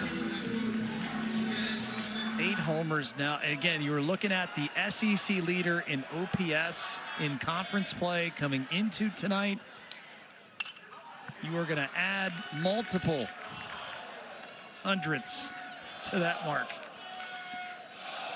What a blast. Now, I'm old enough to remember that last year, it was all about, hey, where's the power? Where's the production for this Vanderbilt offense? We have answered that, and as you mentioned, we are just halfway through the conference schedule. 76 home runs now for this Vanderbilt squad. You know, that gave me a little flat. That Pedro Alvarez used to hit a few big bombs like that in his days in the black and gold. Of course, former teammate of Petey, Jason Esposito, right there. Had a chance to catch up with him before the game. We crossed our paths. Cleveland. The Cleveland organization, for sure. There is a strike to end the inning at 97 miles an hour. But the long ball, a big factor here in the eighth. Not only the factor, the difference maker. Johnstone with a lenient right, and how about the exclamation point? Vandy 10-4 headed to the ninth. A 5 spot. How about 9 runs in the last 3 times at the plate for this Vanderbilt club?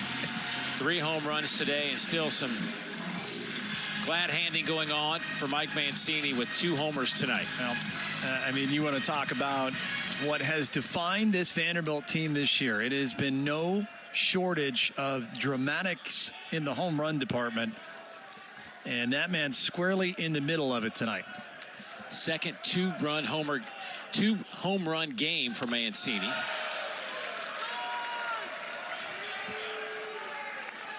Well, here's the other part too. If you're Tyler Baird, you've sat for a little bit. Yes. So you need to 6-run lead. We're not issuing any free passes here. We're filling up the zone. This is their 1-1 to Dayton LaChance. And if you're the Sooners, it's just keep the line moving. Anyway, anyhow. LaChance has a home run tonight, his first of the season.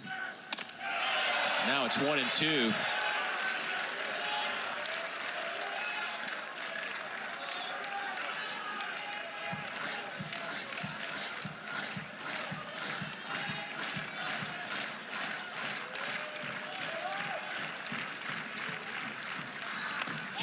Swing and a miss, out number 1. That's big on a couple of fronts. Number 1, the young man sitting down for a while watching his mates hit, and then this is just pure petrol. 12th strikeout by Vanderbilt pitching tonight.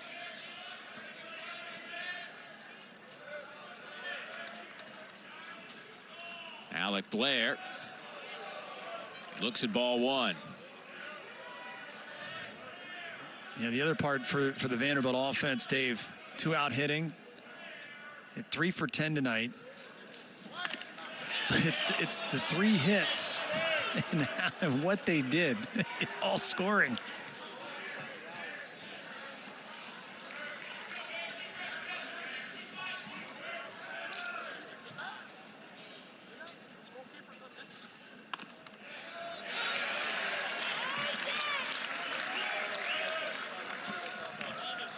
You know, it's crazy to think that if Baird's able to hang on here, he'll get credit for a save, which would be his 3rd and 3 straight appearances, but it's a team high. Okay. 3 saves is a team high. Listen here, young pup. Don't be running down some of my marks here. I gotta keep some of the good stats in the record book.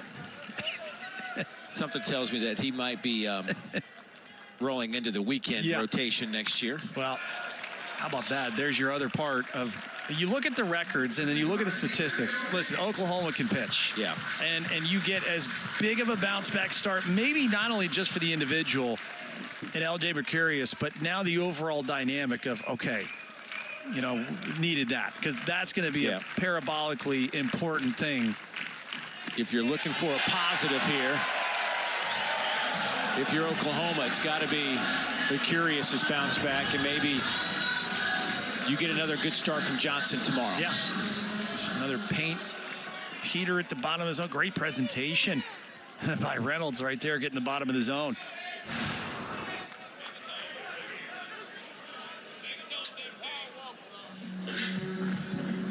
Deshaun Harris, the junior, grabbing a bat. Man out of Plano, Texas. Harris hitting .286 on the year. He's got 10 hits and 35 at-bats, 1 double, no home runs.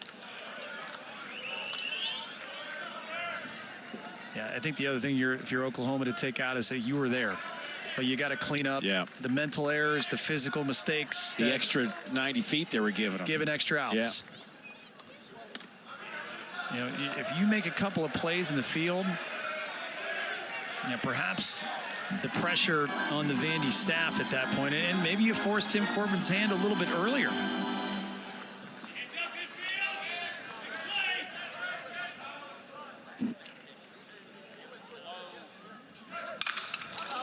Harris comes off the bench, keeps the inning alive with a base knock. He turns the corner. He's going to try to get to second, and he will. Boy, he hung onto that base like a champ. Okay.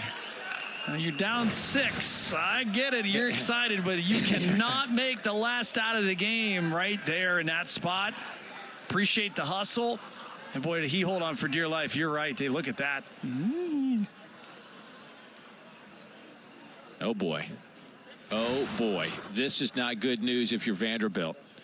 As the team trainer heading out to talk to Baird for a moment. Tim Corbin strolling slowly behind. Okay, Baird had a chuckle there, so that's you can exhale.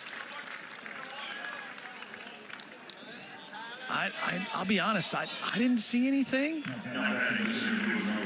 But with the history of the Vanderbilt pitching this year, with the injuries that they've gone through. Just going to say we're getting to where, hey, Oklahoma's a stable of arms. You're feeling good. It has just been anyone healthy to try and run out there for Tim Corbin and company. 93 just misses. Well, overall, as we talked about at the top tonight, this series meaningful in so many ways for both clubs, because it is kind of that fork in the road as you get to the halfway point of the conference schedule. Both teams in the middle of the SEC standings. Walk swings and misses 1-1. Everybody's chasing Georgia right now. Went to Starkville with that monumental sweep of the Bulldogs on the road. Speaking of a team that'll homer you into oblivion, good luck keeping your ERA under 5 at Foley Field. Florida's going down there this weekend to try to accomplish that feat. I'll head down there for Saturday and Sunday's game. Good one. Should be a good series at Florida pitching against the Georgia hitters.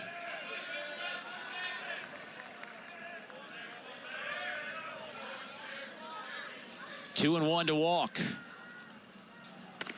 Make it 2-2. Crowd getting on their feet, hoping they need just one more pitch to end this one.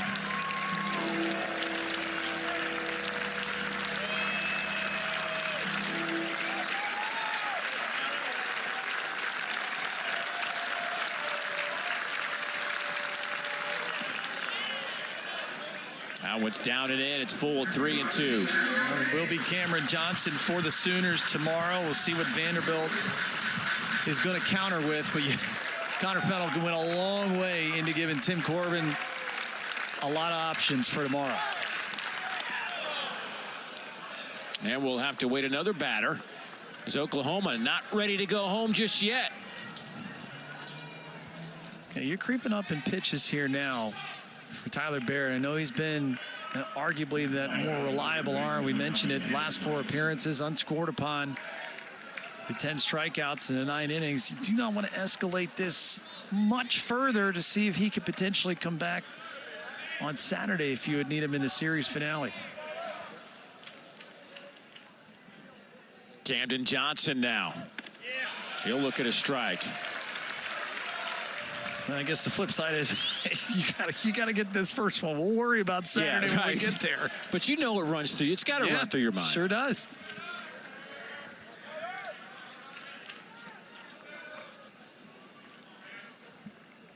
Oh, 0-1 on Johnson. 2 on, 2 outs. It's off the plate. First time Oklahoma's played here since 1978 in Nashville. And that wasn't even it was like some kind of mini tournament event. kind of what's happened since then. Yes, I would say there's a lot happened to a lot of things around here. Ground ball underneath the glove of Mancini. 1 run will score, and runners are at second and third. And it's 10-5. Well, if Oklahoma doesn't come back to win this game, you can understand it because the deficit was 6. But they are not going down without a fight. And you got to appreciate the quality of at-bats here. Yes. Especially with 2 outs. You're not giving it away. You know what the scoreboard says. But anything possible. And now you're going to get Scott Brown coming to the mound. And you'd have to imagine some reinforcements in that Vanderbilt bullpen can't be too far away.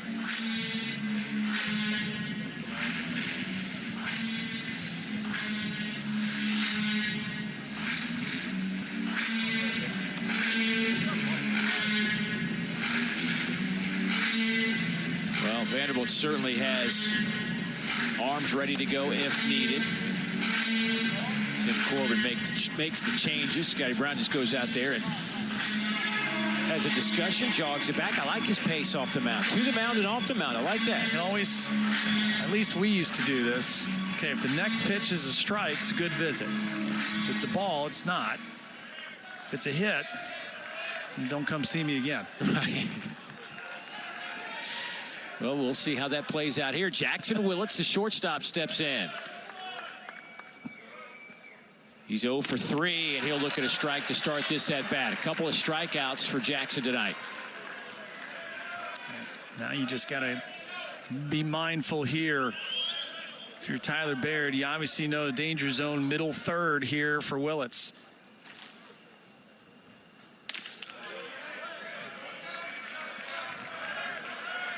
The other part to this, if you're the Sooners, you have forced Tyler Baird to be upwards of 40-plus pitches. That jeopardizes his availability for the rest of the series.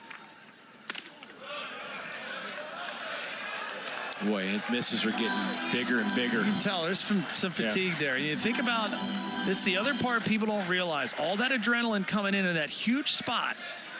Previous inning, you got to sit down, you cool off. Now you got to try and resurrect that heartbeat, that tempo.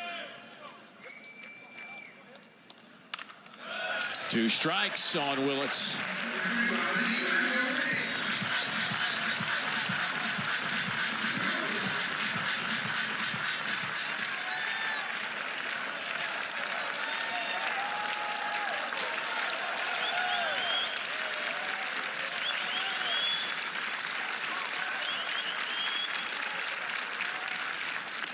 Got him swinging. This one's in the books. Vanderbilt wins game 1 against 16th ranked Oklahoma. Fantastic night for starting pitching, both sides. It's just unbelievably well pitched. LJ Mercurius and Connor Fennell equal to the task. But the Commodore offense late, an absolute classic here to finish game 1 of this series. The long ball, a big part of this one for the Vanderbilt Commodores. Oklahoma goes to 22-11, 5-8 in the league. Vandy goes to 21-14. They are 7-6 in conference play. So for Jensen Lewis, the rest of our SEC Network crew, I'm Dave Neal saying so long from Nashville. Time to get you to SEC Now. Todd Walker and my man, Dari Noka.